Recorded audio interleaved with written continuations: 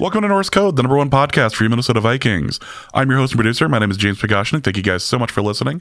And at the other end of the tin cannon string, we have our analyst and co-host. You know him from numerous blogs and podcasts around the internet, most notably from the Wide Left Substack. He is Mr. Useful Human, Arif Hassan. Arif, this is a highly anticipated episode.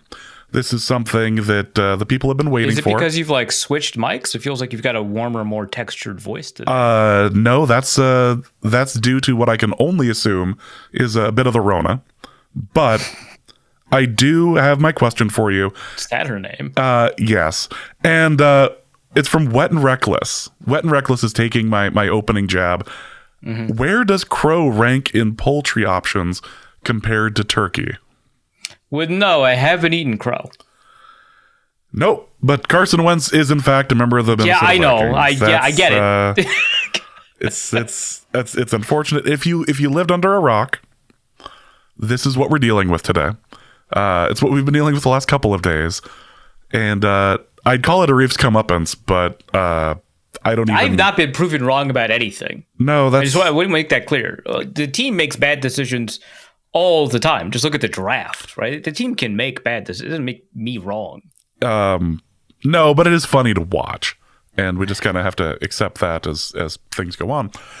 But we have all sorts of things to talk about, not just Carson Wentz, but we do have Carson Wentz things to talk about.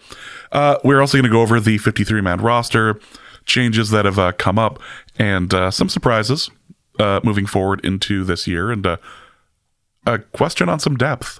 I'm not entirely sure what you do with the four cornerbacks in that room other than punish them, but we will deal with that when we get to it, and of course a mailbag as well. But before we start, once again, thank you guys so much for listening to Norse Code. Special thing before I start going off and shill about Patreon and all that. Final call, last call for the Hell League. You have until Wednesday night at 11:59 p.m. to get into the Hell League. I'm going to start sending out my invites here in the next day to everybody who has signed up. Thank you guys so much for doing so. But if you want in, this is your last call in order to join the greatest fantasy league in the history of the world, universe, really. So check it out, norsecodepodcast@gmail.com. Send me a message there. I will add you to the list. I will do my best, but you have until Wednesday at 11:59 p.m. to do so. I think we're good.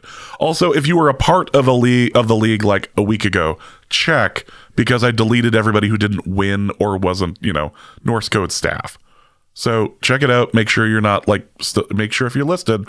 If you're not, email me. I will put you into the league. Next up, I just put out a fantastic episode on Patreon of a bonus episode. It has some really great stuff in it. A couple of great stories, including I don't even want to say the punchline on it, but it's really worth it. Patreon.com/NorseCode for $3.50 a month, or a little less for the year subscription. It is fantastic. Check it out. It's really one of the greatest lines in Norse Code history. It's very possible. I'm a little disappointed. Nobody has taken it as a username in the Discord yet, but I assume that day is coming. In time, absolutely. But check it out, patreon.com/NorseCode. Get access to the bonus material, Discord, all that. You can also go to paypal.me/NorseCode as well for a one-time donation, or you can go to norsecode.threadless.com and get any number of wonderful pieces of Norse Code merchandise, whether it's the t-shirts, the baby onesie, there's a skateboard deck on there for some reason, flags, all of that, and not like a tech deck, like a full actual. A tech deck would also be awesome. Don't get me wrong, but like a full skateboard deck, and you can get like a skateboard, right? Because you can get it with like the trucks and the wheels and stuff too. It's crazy. I don't know why that's an option. It quite frankly, it shouldn't be. It's an affront to God. But norsecode.threadless.com. That's actually the next step. But if you would like to be part of this affront if you would like to be a part of this affront to God, doing my best not to cough right now, and this show is going to kill me. I can't wait. So check it out, norsecode.threadless.com. All right, well, let's give the people what they want. Norse Code is going Carson Wentz. The Vikings are going Carson Wentz. Your initial feelings on the matter? Why do bad things happen to neutral people like myself? Sorry, I hadn't even muted yet. That's my bad. That's on me. My bad. I had no idea that line would be a hit. I'm glad. Yeah, okay. So the thing about the nature of the bits that we have on Norse Code is that they come home to roost at like a truly shocking clip. Like there are a lot of like failed first round picks, right? But like Josh Rosen isn't on the team, right? Like it just happens to be the case that Carson Wentz is the one that ends up with the Vikings, right? Like I don't know. Like we've had all of these bits show up, and then probably the most persistent and one of the strongest ones arrives here, right? And the thing is, the anti-NDSU thing was way before Carson Wentz, right? It included like Easton Stick and Brock Jensen, who I had to interview for a piece. And in the interview, I was like, "Hey, man, I got to let you know, like, I hate your guts." And he was like, "That's weird. Why did you tell me that?" Which is fair. Actually, I shouldn't have done that. But still, and you know, it extends like all the way past, right? So like, you know, Trey Lance, Cam Miller, other guys who may have played quarterback, non-quarterbacks like Hunter Lepke and Christian Watson, all the offensive linemen, Billy Turner, Cody Mock, Cordell Volson, who's like out for the year, I think now. Jesus Christ, Cincinnati. Yeah, so I hate their guts, right? And I've hated their guts forever. And then it turns out they have a quarterback prospect, and I'm like, no, they don't.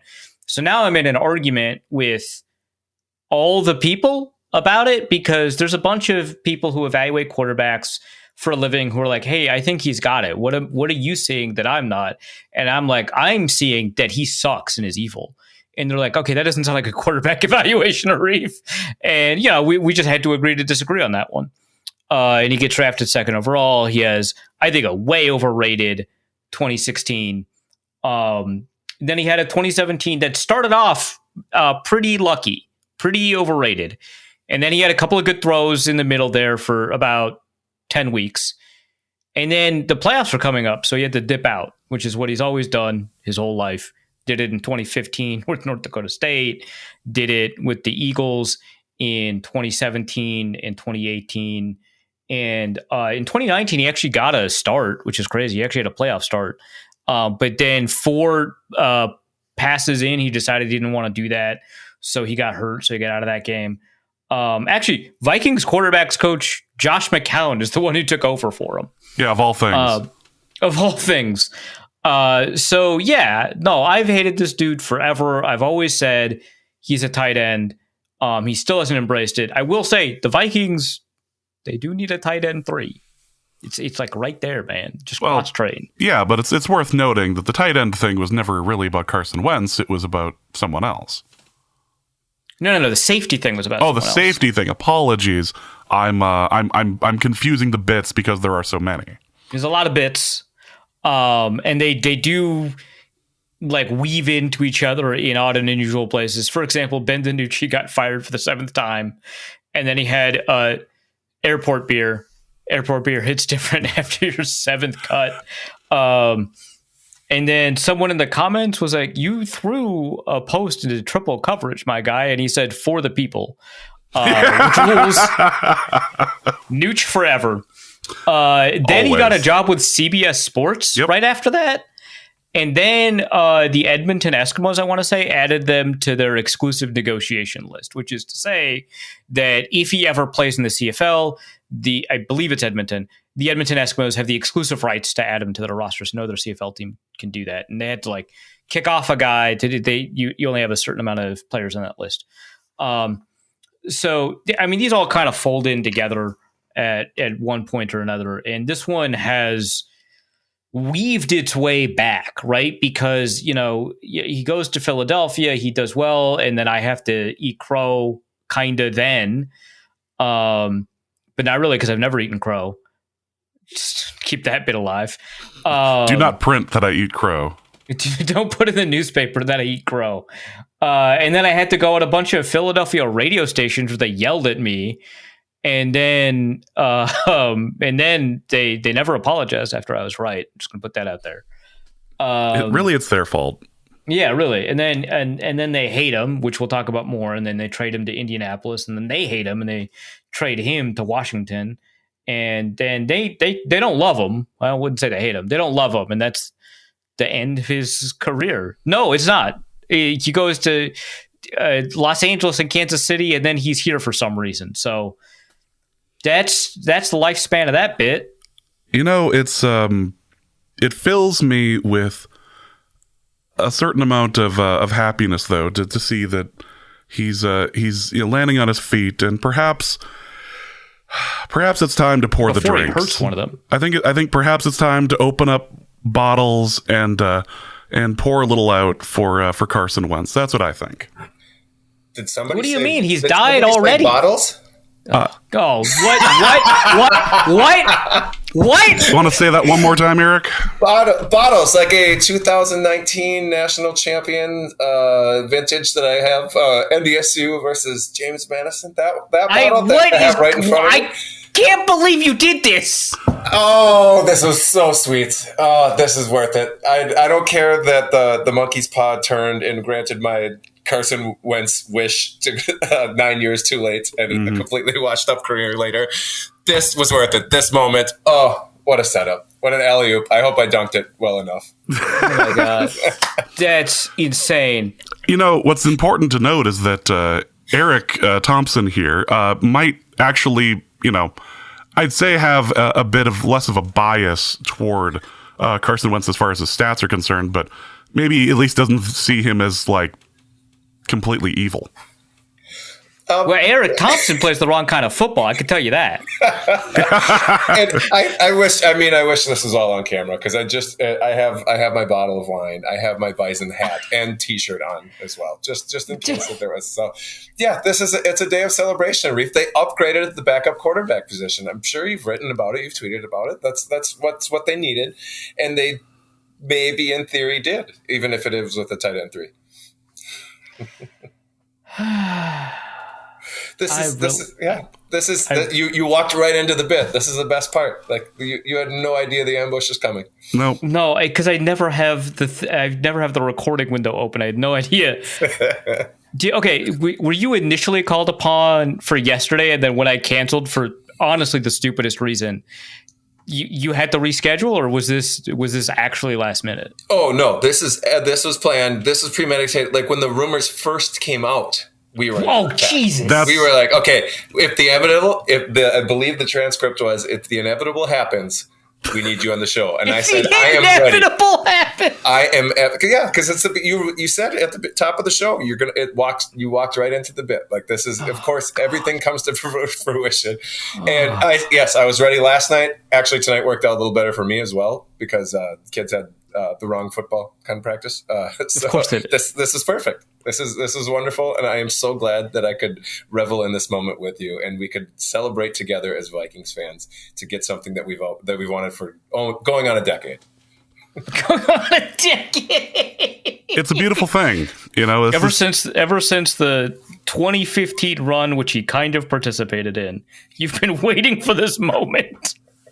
Pretty much. It's if he has to come in and win a football game, it's way better than the Eagles. I mean, that was the toughest part. It's like, can you just imagine who the happiest about this whole development is? Shields in Fargo.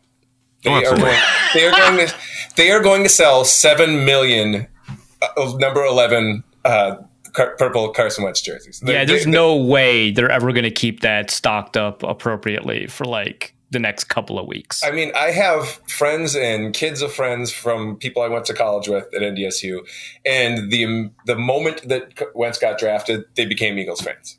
Like that still bothers disgusting. my mind. Honestly, It's gross. It's terrible. But the people from the North Dakotas, they can choose teams willy nilly. They don't have anything. Like my old roommate is from Minot, North Dakota, and he randomly chose the Bucks before they were good in the '90s. Like in the. Well, that's a choice. That man just appreciates a good all-star start. Well, but that gives the philosophical. Yeah, but like at least he like stuck with it, right? Like that's like the deal. Yeah, he got the 2 Super Bowl titles and a whole bunch of mediocrity around that. So I mean, great. Okay, good for him. Yep. These Carson Wentz fans, for a lack of a better word, just deciding to become Eagles fans. I have more resentment for them. Which are you going to ask me? Do I hate the Louisville fans that became Vikings fans because of Teddy? No, I don't, because Louisville has like good people in it. Maybe not the whole city, but it has good people. Fargo, not a single solitary soul has any redeeming quality about them. I love it. Yep. This is we haven't even played Carson Wentz has not played a snap with the Vikings, and it's already a giant. And by God, the season's already a great success for me. I mean, I can't wait for Max Brosmer to surpass him on the depth chart. Finally. I mean, that's good. Yeah, hometown hero. Yeah, both a Gopher and a Bison. Like I couldn't. Those are my favorite 2 college teams. Perfect. And I kind of like Michigan too. So this is great. It's a wonderful quarterback room. All right. Well, Eric, we have you here. So for people unfamiliar, Eric and I were co-writers at the Daily Norseman. He always did great work, and I did occasional work, which was great. What is your kind of takeaway to 2025 Carson Wentz and what he has to offer?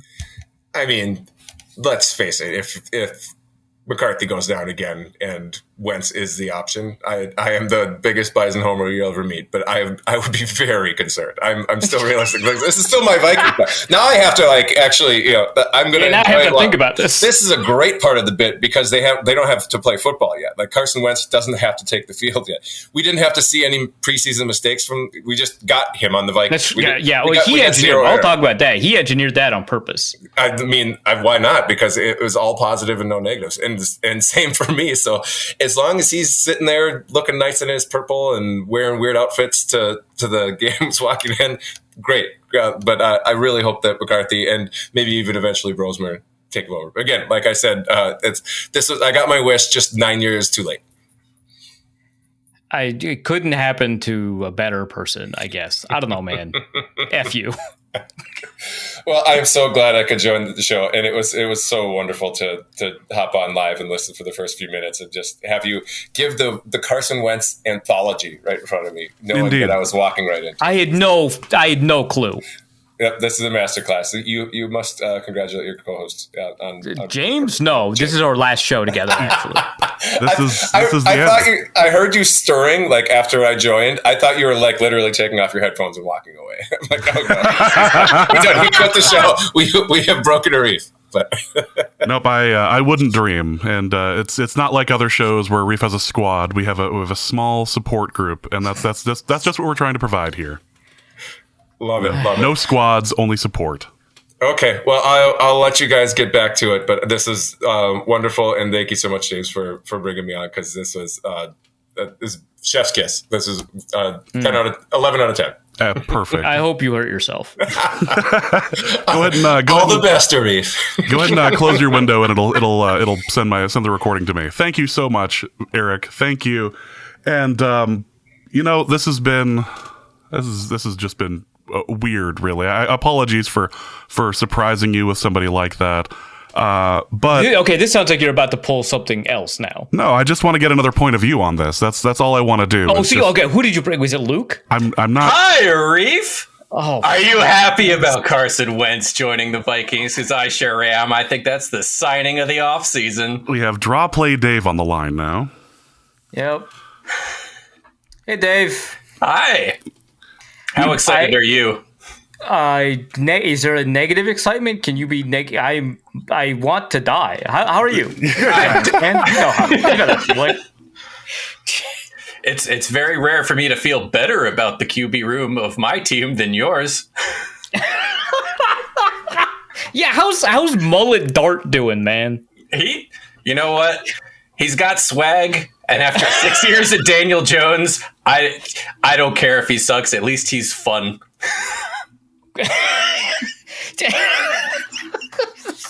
Same quarterback room as Russell Wilson, man. That's crazy. Truly amazing. Russell Wilson, Jameis Winston, Jameis and Dart. Winston. This is a Maybe absolutely the most chaotic quarterback room. The weirdest vibes of any room in the league. Yeah, I certainly like out of any quarterback room that you would just sit in and try to figure out the vibes.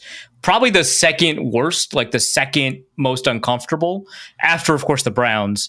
I would want to leave. It would feel so awkward and stupid. Well, did you see that clip of Jackson Dart like feeding Jameis the W? I can guarantee those two are like friends and have already just abandoned Russell Wilson. I hate that. All right, so people unfamiliar, Drop Play Dave does the Drop Play webcomic that is occasionally funny sometimes. He does like to murder you in these. I'm impressed you even gave me that much. Thank you.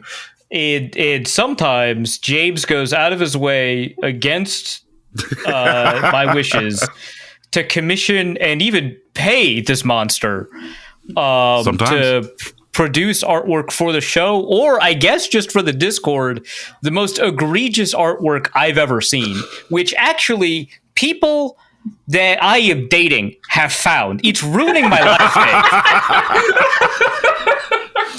Dave. Were they looking for a pillowcase and they found something a little odd and had questions for you? Did they go to like the local Bed Bath & Beyond? Like, I need a new shower curtain. Oh my God. No. Okay. First of all, they've all seen the because that's actually wonderful and beautiful, and I wear it as a Christmas sweater every year, so that's fine. They already know what that looks like, and occasionally I'll be like, "There's also a shower curtain," but which if they buy it, that's a good sign for me to dip and never talk to them again. So it's actually kind of a good litmus test.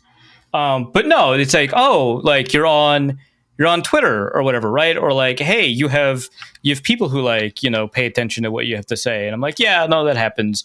And then I don't know what magic it is about like when you date someone, they find the worst about you. And in this case, it's drawings that you have made sometimes I should just stalk my new beau. Hey, let me just type his name. Oh, here's a picture of him as Cardcaptor Sakura. Okay. Yeah. No, yeah. Sometimes it's the anime one. Sometimes it's just the giant ass. Which I don't think you ever tweeted. I don't know how, like, that one's just in the Discord, right? Or did you probably tweeted it? I probably did. I have to shame you publicly as well as privately. That is how that works. Of course. So, yeah, F you, dude. I was joking with somebody that when I was describing my plan for this evening, that the Patreon people were going to get this first, so I didn't have to like edit the swears out right away. And then just eventually the next day I was going to have to edit out and like release it on the normal feed.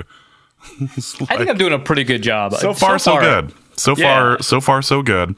By the way, Dave, we've had a couple of requests for Hell League t-shirts. I have no idea where to start with this, but you seem like an appropriate person to ask. Broken his leg or something, right? Hell League Survivor shirt? I don't know. There's got to be options. Dave's a creative. He'll figure it out. Yeah, I can come up with something. Just hit me up later. So I also got to figure out what number Carson Wentz is going to wear on the Vikings so that when I inevitably make some more anime art, I can add him in there. Actually, funny you mentioned that. So, James, the next time you pay him, I will accuse you of funding genocide. I just want you to be aware of that. You did that earlier in the pre-show. Yeah, and it's going to be true now. It's funny. It's funny. This evening, Arif and I were looking at the Norse Code logo to see if like we could make it more woke. Or if we could like, yeah, we were trying to figure out how to make it more woke. If we could just make it like more awful, like the new Cracker Barrel thing that people, which they just walked back like 2 hours before we recorded. But yeah, just like and so I've eventually just decided it should just be the Cracker Barrel logo, no changes, even says Cracker Barrel on it. Yeah, but I noticed on there something. Yours Cracker. Oh God, no! I cannot be no. Wow. Oh Jesus. Well, it's time for a rebrand, ladies and gentlemen. We'll talk about that a little bit later in the show. But yeah, I was looking at the logo for the 10-year anniversary thing, and I didn't notice I was wearing a Laquan Treadwell jersey in the image. Outstanding detail, by the way. I'm pretty sure you asked me to draw you in that. So. I have no memory of this. I'm getting older, and my memory is awful. It's a really dense 10-year anniversary image. Yeah. It's like a Where's Waldo, where you just have that's a Luke Braun mask. Yeah, he sent me like an entire document of just like things I need in this image. I think it's things that could work. I don't remember saying I needed everything. That's the closest thing we have to a documentation of all the bits that we have on the show. It's just a request of things to add to an image. Yeah. It's look, you get what you get. $3.60 a month over at patreon.com. God. Speaking of which, Draw Play Dave, before you take off, you have a Patreon as well. I do. I have a Patreon at Draw Play Dave. Join, you get access to my Discord where we mostly just argue about food, and you also get like sneaky little drawings that I don't show publicly. So hey, if you want some extra sassy ass pictures, it's right there. Yeah, I was about to say that just sounds like porn. Yeah, it's just a lot of Trevor Lawrence. Yeah. Okay. So yes, I was right. Okay. It's pretty great. Well, thank you, Dave, for coming on. We appreciate it, and thanks for having me. This has been wonderful. I always appreciate blindsiding Arif whenever I can. And again, we're just trying to provide a support group here. We're not trying to be, an anti-support group. That's not how that works. But go ahead and I'm close to Minnehaha Falls, James. I just want to let you know that. That place doesn't actually exist. We both know that. But go ahead and close your browser. Just appreciate you coming on there, Dave. And Thank you. We have this whole list of mailbag questions that we should go to, but I want to tell you that I did try. I did try very hard to get Justice on here. And Justice couldn't make it because it was cut down. He least valuable playered his way out. He least valuable playered his way out. He didn't put me in a situation where he had a tech problem or something, but I legitimately he was the second person second or third person I reached out to. It was this would be amazing, and he was all about it. He's like, yep, absolutely. He's like, oh, it's cut down day. Absolutely not. Can't do it.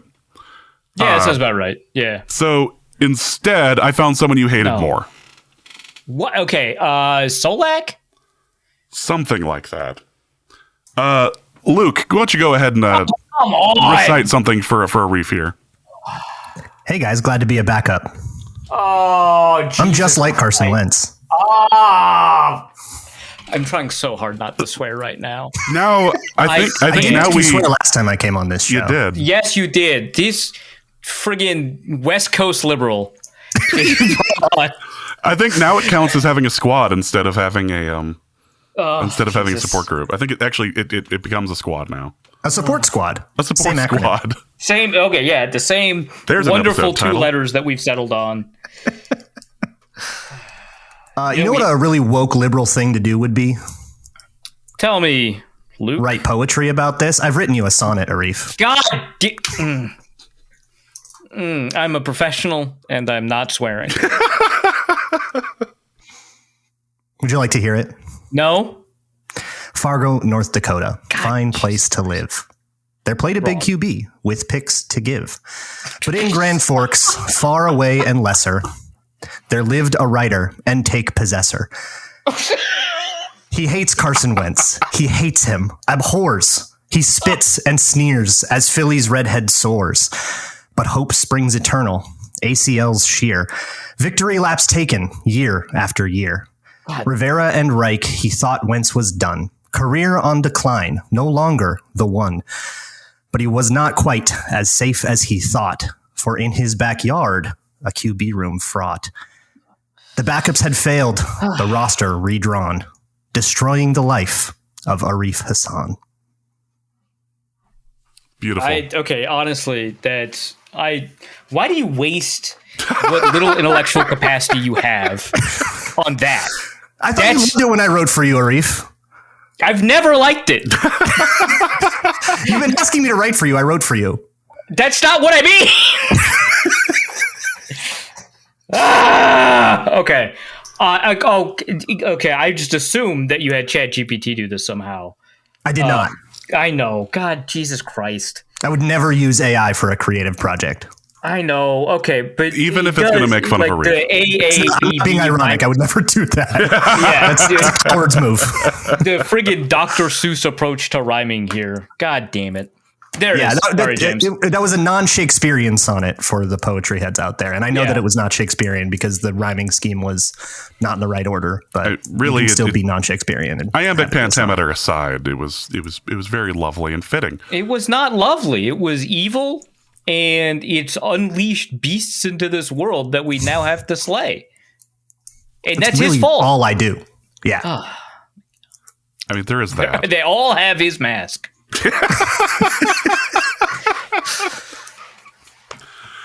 This is the worst day of my life. And James, Luke, actually, you too. You know what that means for me. I'm so glad I could give this to you. I've had my car stolen by cops. I've been swatted. I've been stalked by neo-Nazis. I have lost a relationship that's a decade long. And I've had to wait 2 years to sell a house while a real estate agent died. This is the worst day of my life. Worst day of your life so far. God, Homer Simpson. Luke, thank you so much. I have one more story I can tell you. While this news was breaking, while it was like being rumored that they were going to sign Carson Wentz and that he was in for a visit. Wait, do you mean in March or do you mean like now? No, like now, like this weekend. My wife and I were, and I kid you not, at the Ronald Reagan Presidential Library. Why? Because they had an exhibit on the Dead Sea Scrolls, which was awesome. But I thought, man, I am putting some really bad energy in the world by going to this place and wishing ill upon a reef. So I thought you were there so that you could meet Carson Wentz, which is actually not a bad place. Yeah, actually. No, we just wanted to see the Dead Sea Scrolls, which we did, and it was cool. Why were they there? I have no idea. Someone paid the right amount of money. Well, yeah, I guess that's how that always works. But like, what? What? It's California. There's like levels of like fine. Yeah, cursed state. True. Very cursed state. There were people there. So they had like a gift shop you have to exit through and you can buy like Reagan Bush 84 t-shirts. And there were several people already wearing theirs from home. Oh, God. People who had like the punch card for attendance. Yeah. Stomach hurts. I do find it funny that last episode I declared myself as the closest thing to a Republican the show has. Then I immediately became president of my union, and now Luke Braun is on the show, and he was just visiting the Reagan book, the Reagan Library. So I'm off the hook. Fantastic, cool. Well, thank you, Luke. We appreciate not this. Thank you. Go back to the most capitalist socialist country in the world, California. Capitalist socialist. You know what I mean. That's exactly what it means. That's great. I got him for a mailbag here. It's going to be wonderful. I'm just going to fire. I'm going to fire Carson Wentz questions We haven't even talked at about him. any other player on the roster. No, we're like an hour in. Yeah, good. This is what the people came for. It needed to be that. They didn't come for a 53-man roster breakdown. They came to listen to you be tortured. They almost certainly did. Maybe. Thank you, Luke, so much. Go ahead and close your browser. It'll send the recording to me. Appreciate you coming on.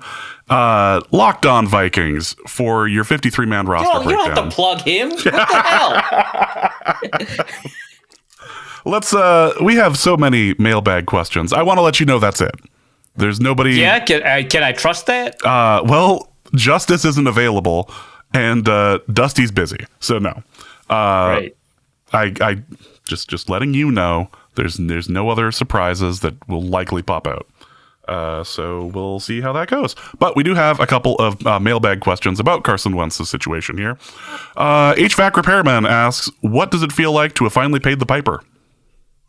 Awful. I don't know how else to. Do they ever pay him in the Children's Tale? Or does he just mobs them with mice, right? It depends on which version of it you're reading. I think the German one, they just mob him with it. Yeah, I mean, that sounds appropriately grim. Yeah. I don't bad. I don't know how else to put it. My life is in shambles. There we go. Jack Rackham asks, it would seem the backup quarterback position is objectively better now than 2 days ago. Any idea why they didn't go this route from the beginning? Also, if I purchase a Wentz jersey, will Arif sign it? No, I won't. So my understanding is that in March, Carson Wentz was in Minneapolis and probably, again, I can't say with any certainty, probably had some conversation with the Vikings. Now, from there, I can't do anything but speculate. But my supposition is that the Vikings agreed basically to sign Carson Wentz if their plan for a backup quarterback didn't work out, which of course they hadn't executed yet because the draft hadn't happened, and that's when they traded for Sam Howell. But his deal was that he didn't want to go to training camp or play in the preseason, which I don't know, man, like scared to compete, I guess. But it sounds like they kind of did go this route from the beginning, which is infuriating because there's just so many better options than Sam Howell, for sure, and also Carson Wentz. By the way, Sam Howell did beat out Carson Wentz in Washington. Like, I just want that to be like clear, right? That they were like, we would rather have this 5th round, I don't want to be that mean to Sam Howell, but this 5th rounder instead of you. And we're just gonna sink the cost of a 2nd and 3rd round pick for that trade and just go with this guy. Like, everything is looped back together and it's stupid. But yeah, they kind of did that, but they had so many more options in March to do this, and they just chose not to. I don't know. Why didn't they call Teddy? Oh God, that would have been so nice. Like, hey, Teddy, you could either be QB2 in Tampa Bay or in Minnesota. And I guess actually, now that I say that out loud, Tampa Bay does sound better. But like, I don't know, people love you in Minnesota, dude. They're gonna buy your jerseys for no reason. You're never gonna play, hopefully. But no, they went with this guy, I guess. So Corey asks, if Wentz is starting for the Vikings at some point this year, which grocery store bag paper, or which grocery store paper bag best matches a Vikings jersey? I feel like Cub has a good one. Cub's got one that's strong. I think it has to be Cub. It's tough because like there's not a ton, right? But I don't think there's any purple, right? But you got a couple of green ones with like Kowalski's and Whole Foods, and probably I think Lunds and Byerly's also. And I don't think you want to wear the green, right? So I think you probably go with Cub. I think Lunds and Byerly's it's going to be too expensive. If you're looking for the right price option, you're going to want to go actually with Lunds and Cub. Byerly's. I don't think they probably have paper bags, but like they want you to get the tote. So that's absolutely not. That's so absolutely not. No, am I at a Trader Joe's? No, I'm not getting the tote. I'm getting the paper bag. Roro asks, how early in the season will Arif be calling for the Wentz start? Week 2? I've been calling for the Max Brosmer start. Eric Galco, who runs the Shrine Bowl, was asking me about like the early reports about Max Brosmer playing well in camp, and I was like, well, I mean, he is out playing Sam Howell and Brett Rippon, but I wouldn't say that he's like necessarily playing really well, which maybe I was wrong about that. But, I think that's where a lot of this team is coming from, is that you see Howell out there, he struggles. You see Rippon out there, he struggles. And you see Brosmer out there, and he's kind of not struggling. And so I don't know that says a lot about him. And then after the first preseason game, Eric Galco was like checking it on this. And I was like, come on, man. And then after the second preseason game with Brosmer, I told Eric that he'd be starting by week 6. So I'm kind of committed now to Max Brosmer starting by week 6. This is how revolutions begin with Max Brosmer starts. Kenneth Allen asks, how do you expect Carson Wentz to be used in Brian Flores' safety heavy defense? Okay, so again, this is a bit confusion element here. It's Trey Lance who's the safety. Carson Wentz is the tight end. And we saw what Gronkowski did on that Hail Mary, which turned into actually just a hook and ladder, as a safety. It was really bad. So I wouldn't trust Carson Wentz out there at safety. We'll see what he could do at tight end. Speaking of which, Patrick O'Neill asks, for the Norse Code Wentz Truthers Corner, when will Carson assume his right position as tight end 1? There's a Pro Bowler on. No, he's tight end 3. In fact, we could even get to the point where I have to acknowledge he's the best tight end 3 in the league. A, because it's funny for the Johnny Munt bit, but like, look, Josh Oliver is incredible. And Hawkinson's like a top 5 tight end at the NFL. We can't be doing this. Damian Barrett asks, for a Reef's existential crisis corner, maybe cycling isn't so bad. If there's anything we've learned on this podcast, is that the existence of a bad thing does not suggest there can't be a worse thing. We've always maintained it can always get worse. And so the fact that cycling questions are bad does not preclude the fact that all of these Carson Wentz questions are worse. Will Melvin asks, what is the overall playoff record of teams Carson Wentz has been on, comparing when he's played in the games and when he hasn't? He has started 1 playoff game in the NFL. It was a loss. He did only throw the ball 4 times. 4 throws and 1 fumble. Incredible work. It doesn't really matter what everyone else's playoff record with him on the roster was. It's probably like 650 or 700 or something crazy like that. But it's being compared to an offer. It's being compared to 0. So, it's bad. I guess if the Vikings win the Super Bowl this year and someone was like, oh, that's because Carson Wentz was the backup, fine, sure. He loves watching people win from his cuck chair. Sure. Jesus Christ, Arif. Wait, am I wrong? Tell me I'm wrong. Asks, why do the Vikings sign Wentz the day after DiNucci becomes available? Because they make bad decisions. You know that. Take a look at literally all the drafts that Kwesi has been a part of. It's like Jordan Addison and then like a wasteland. Like, hopefully we're wrong when we count like Dallas Turner and JJ McCarthy. But right now, the track record is, hey, if we're lucky, we can trade this guy for a 5th round pick, which sometimes it's a 6th. Dr. TWD asks, what's more terrifying, the continued authoritarian makeover of the U.S. or watching Carson Wentz in purple? Bonus, are these 2 occurrences in fact related? They are. There's no question about that. They are. They're co-productive, right? So like, the way I like to explain a co-productive thing actually has to do with the NFL. So let's say the NFL never punished a player for like domestic violence, right? We have a legal system. The legal system does whatever it does. Maybe it doesn't punish, maybe it does. But the NFL never punishes a player for domestic violence. The signal that it sends, the ability for you to kind of put this player on a pedestal to earn millions of dollars, be on national TV, be a face of a franchise or whatever, and be celebrated for his accomplishments at the same time being a horrible person, means that the NFL is reproducing some of the awful norms that we have about the way that society treats women. But obviously, the NFL isn't creating that image. That already existed in society. That's probably one of the factors that led to the player committing that egregious act in the first place. So the NFL is co-productive. They didn't produce this on their own, but they're reinforcing it. In the same way, Carson Wentz's place on the Vikings, much like a player who's committed domestic violence, is reproducing the fascist takeover of America. He didn't start it. That's not...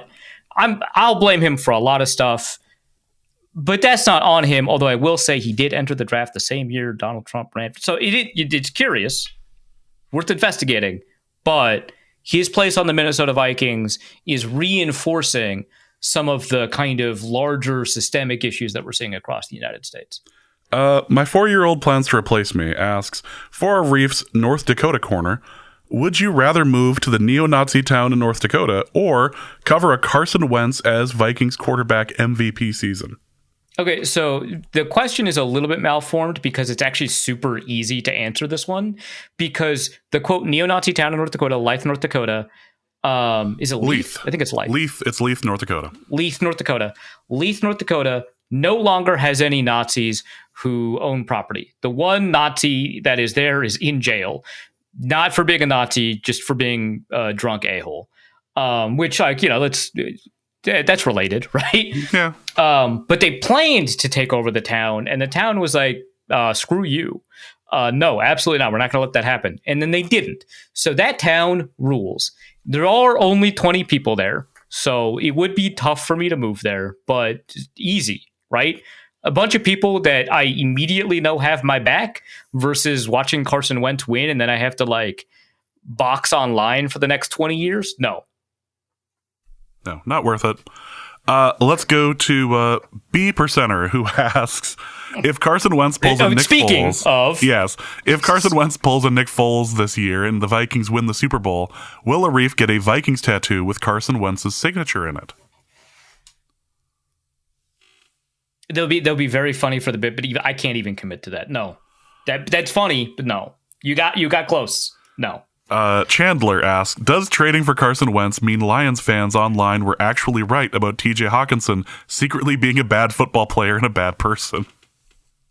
No, just because Carson Wentz is a tight end, you can trade for guys that aren't going to start for you.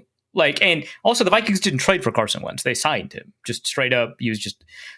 Maybe it's relevant that no one wanted him. I don't know. We'll talk about it, but. No, sometimes Gavin Bartholomew is injured and you need another tight end. Skimbleshanks the Railway Cat asks, whence will Arif come to terms with the news? How is he coping? Well, okay. Why would the Vikings do this to him? Hoots would have been a better option to fill out the quarterback depth chart. What will he do if Carson starts a game? Oh, it's so dumb. It's like a Zorba's ad you see on 94. I love that. Sometimes you don't gotta hand it to him, but I feel like I kind of gotta hand it to him. That was pretty funny. That's pretty great. Zen Cupid asks, could Arif please give a thorough breakdown of the unique qualities and talents that Carson Wentz will bring to the quarterback room? Why will he be such a boon to the team? Also, what amazing things does it say about Wentz that he can just pick up Kevin O'Connell's complex offense in such a short period of time? Or do you think Kevin O'Connell is a moron and Quasi an idiot? Okay, I don't really like the way that you've set up that question. I think Kevin O'Connell is very smart, and sometimes smart people are led astray. For example, I agreed to be on a podcast with Luke Braun. Sometimes people that you think have it together, which I know everyone thinks that about me, especially after this episode, make a couple mistakes here and there. That is absolutely the thing people will take away from this. Yeah, for sure. Okay, so I'm glad you asked about Carson Wentz. So I have 4 pages of evidence against this guy, and this is a good time to bring that up. I've called it my burn book after the wonderful movie Mean Girls, which I highly recommend. I don't know if I hear the musical is not that good or the recreation, but the original, like Lindsay Lohan, fantastic movie. Go watch it. All right. It's quite fetch. It's extremely fetch. So James, I'm sorry. I'm just going to be reading quotes from articles for it looks like the next 15 minutes. This is wonderful podcast material, I know, but I think you'll get a little bit impatient. So please just bear with me, James. I cataloged the timeline of all the times that people in Philadelphia and Indianapolis have reported on Carson Wentz being a bad teammate and therefore a bad human who can't be trusted. Let's talk about it. On January 21st, 2019, the Philadelphia Voice reported that Carson Wentz was widely seen in the Philadelphia locker room and among the coaching staff as selfish and not a team player. Mike Groh, who is a good coach, was bullied by Wentz, according to multiple sources. The problem with the offense that season, the 2018 season, shouldn't lie with Mike Groh, but rather should lie with Wentz, multiple sources said. And then they also said, while the sentiment in the Eagles locker room is that Foles is universally loved, Wentz is not. Also, numerous sources confirmed Wentz was once verbally attacked by a highly respected teammate for not being a team guy. Also, Carson Wentz's biggest enemy is Carson Wentz, one source said. He's had his ass kissed his whole life and sometimes acts like he's won 10 Super Bowls when he hasn't played in, let alone won, a playoff game yet. Wentz, according to sources, created friction within the offense. This was different in 2016 and 2017 under former Eagles coach Frank Reich and now the Indianapolis Colts head coach and John DeFilippo, the new Jacksonville Jaguars offensive coordinator, because they wouldn't rein Wentz in and stop him from going off point, sources said. According to multiple sources, Wentz tended to complicate the offense. He didn't let it come organically as Foles did. According to the one source, Wentz could complicate 2+2. The glaring difference is that Foles, every source stated, would go through progressions with the offense, exactly how it was designed to run, and hit the open receiver regardless of who it was or where they were on the field. Wentz only saw, it seemed, one receiver, the majority of the season, Zach Ertz. An unnamed source in a story by ESPN's Josina Anderson said of Eagles' struggles after the Saints loss, I really felt like when we came out of camp, we didn't have the same identity, the same rhythm, that camaraderie that you build on and off the field. So that's from the Philadelphia Voice in January of 2019.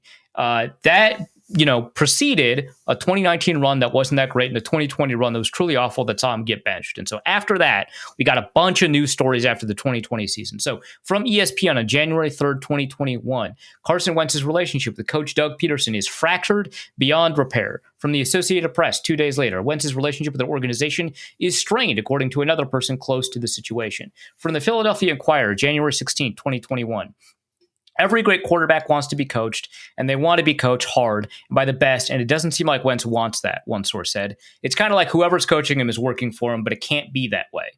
There was a disconnect even before Wentz was benched, though. Peterson would call a play only for his quarterback to occasionally kill it for no other reason than his personal distaste, sources said. It became a, quote, pissing match between the two, one of the sources said. He doesn't understand that he lost games for us, a veteran player said. He will never admit that, and that's a problem because he can't get it corrected. In the quarterback room, when his errors were pointed out, Wentz would sometimes make irrelevant excuses and Taylor wouldn't correct him. This is Press Taylor, the offensive coordinator at the time. For instance, there would be a play when he didn't throw to an open receiver. The read was drawn up as designed, the coverage played out as expected, and he would be asked why he didn't pull the trigger. And Wentz would say the look wasn't there, or he would overemphasize the pass rush, and when it was suggested the play be run again in practice to get it right, he would object. From the Philly Voice in February 8th of 2021. Is there anyone in here who's going to believe in Wentz? I can't speak for everyone, but I have a good feeling that there are a lot of guys who don't right now, one source said. All one respected veteran would say is that there's a problem here. Players, quote, were pissed that Wentz reportedly planned to ask for a trade and wants out if he's not going to be the starting quarterback, sources said. They interpreted it as if Wentz was quitting on them. Everyone was looking at each other thinking, does he want out of here? How are you supposed to follow a leader like that? They handed this team over to Wentz last year, one source said. They let Chris Long retire. They let Malcolm Jenkins go. Wentz failed to lead with his performance on the field. Did you really think that they were going to get someone in here as a hard-ass coach with Wentz calling the shots? Guys want to play for Hurts. I'll say that, one source said. I've got so much more, James. You can't see a difference between one guy and the other. Jalen goes to the sideline after a series and wants input from everyone. The other guy just doesn't want to be bothered. He'd have a rough series, then sit by himself and sulk.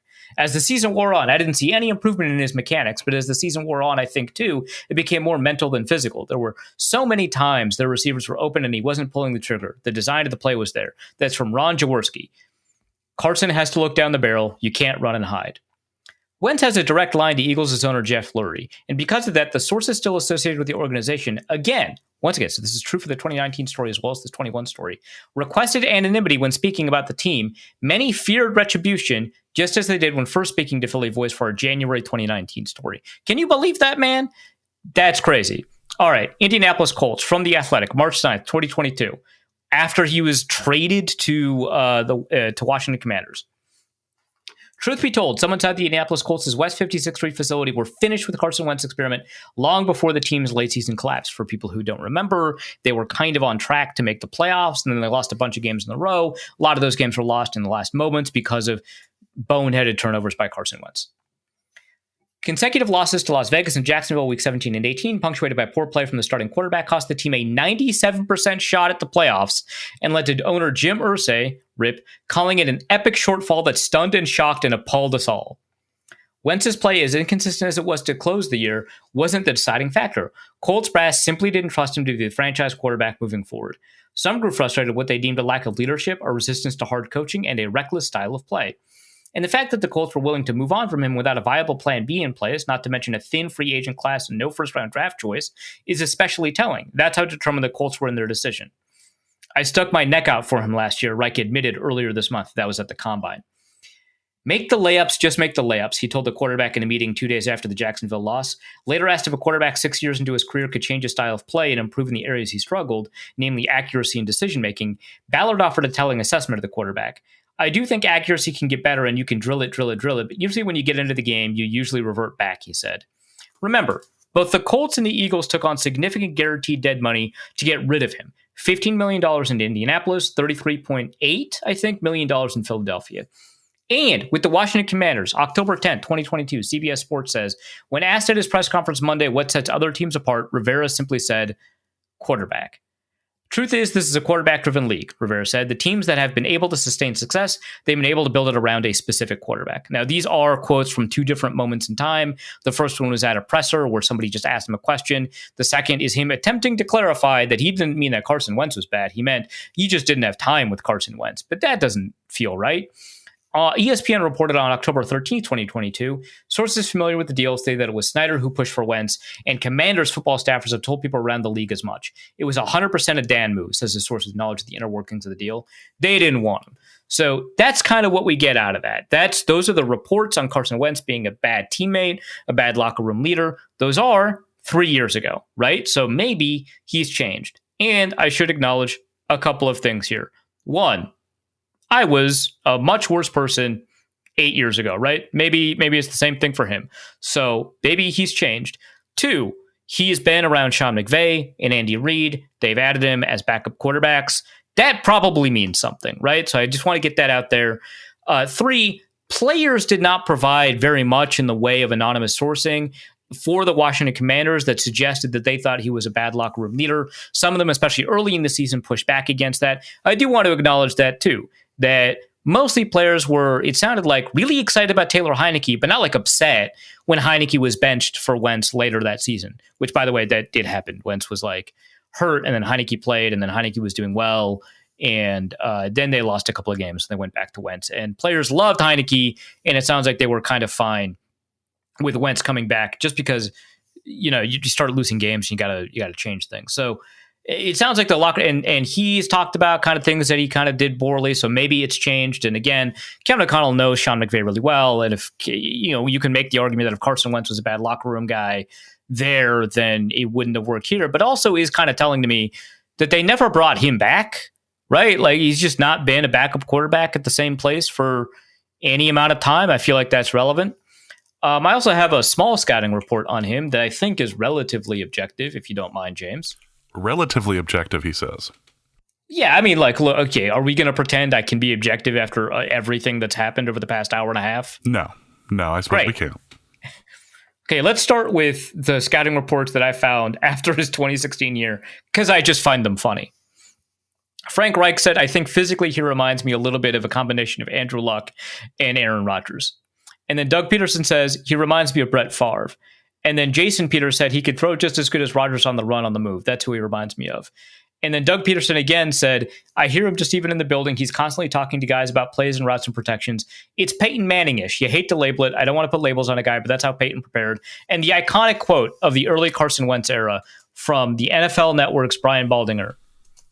Wentz is Peyton Manning pre-snap and Aaron Rodgers post-snap. I love that. So good. Anyway, here's what I saw when I watched his Indianapolis and Washington stuff. Indianapolis was a bit RPO dependent, which is not a feature of the current Vikings offense. It's pretty reasonable when it comes to easy reads, and he has done a pretty decent job when it comes to first reads on a lot of these plays, especially if they're big plays. So, for example, if you've got a post route and an over route that kind of cross deep into the route against single high coverage, that's a pretty easy read, and he can hit that target. So that's kind of the thing that you get out of him, is that first read is working for him. But a lot of times in Indianapolis and even in Washington, they simplified things for him a lot, which is really interesting given everything that everyone said about Wentz in Philadelphia, about how smart he is and cerebral and how he can absorb a complex offense and diagnose complex defenses.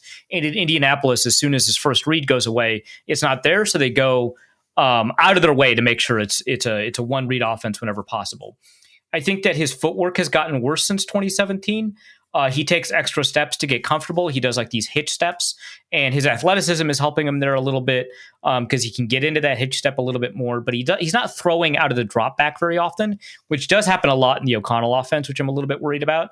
And he'll sometimes, because of that, and because he's not aligned with the timing of the play, he will sometimes force himself into back foot throws where he's not throwing with torque. And if you read any of the mechanics articles over at Wide Left, you'll know that like you throw by opening your hips and planting your opposite foot and then using the rotation of your hip all the way up to your shoulder and drive off that foot to generate power. And the reason that's important is not like arm strength.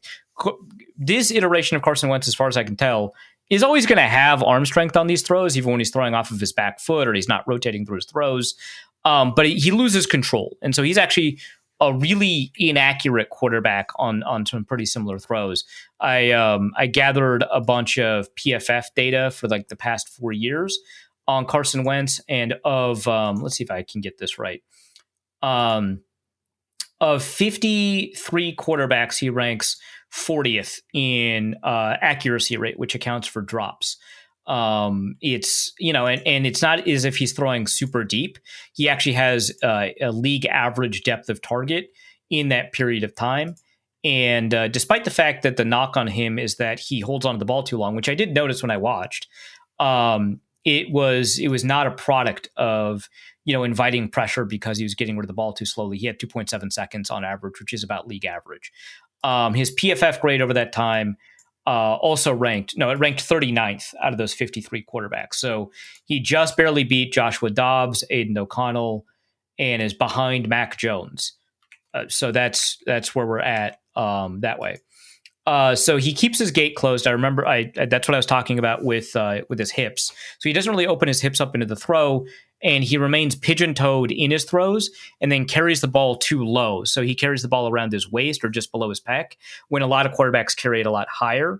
And then he rips his elbow around during the throw. So it's a really long throwing motion, and that creates a bunch of weird timing, especially if we ever get into a point at his career where his arm strength starts flagging, because then you can't actually get any of the timing. He's making up for these timing losses with arm strength. And because his mechanics degrade over the course of a season, you never know if he's really got it.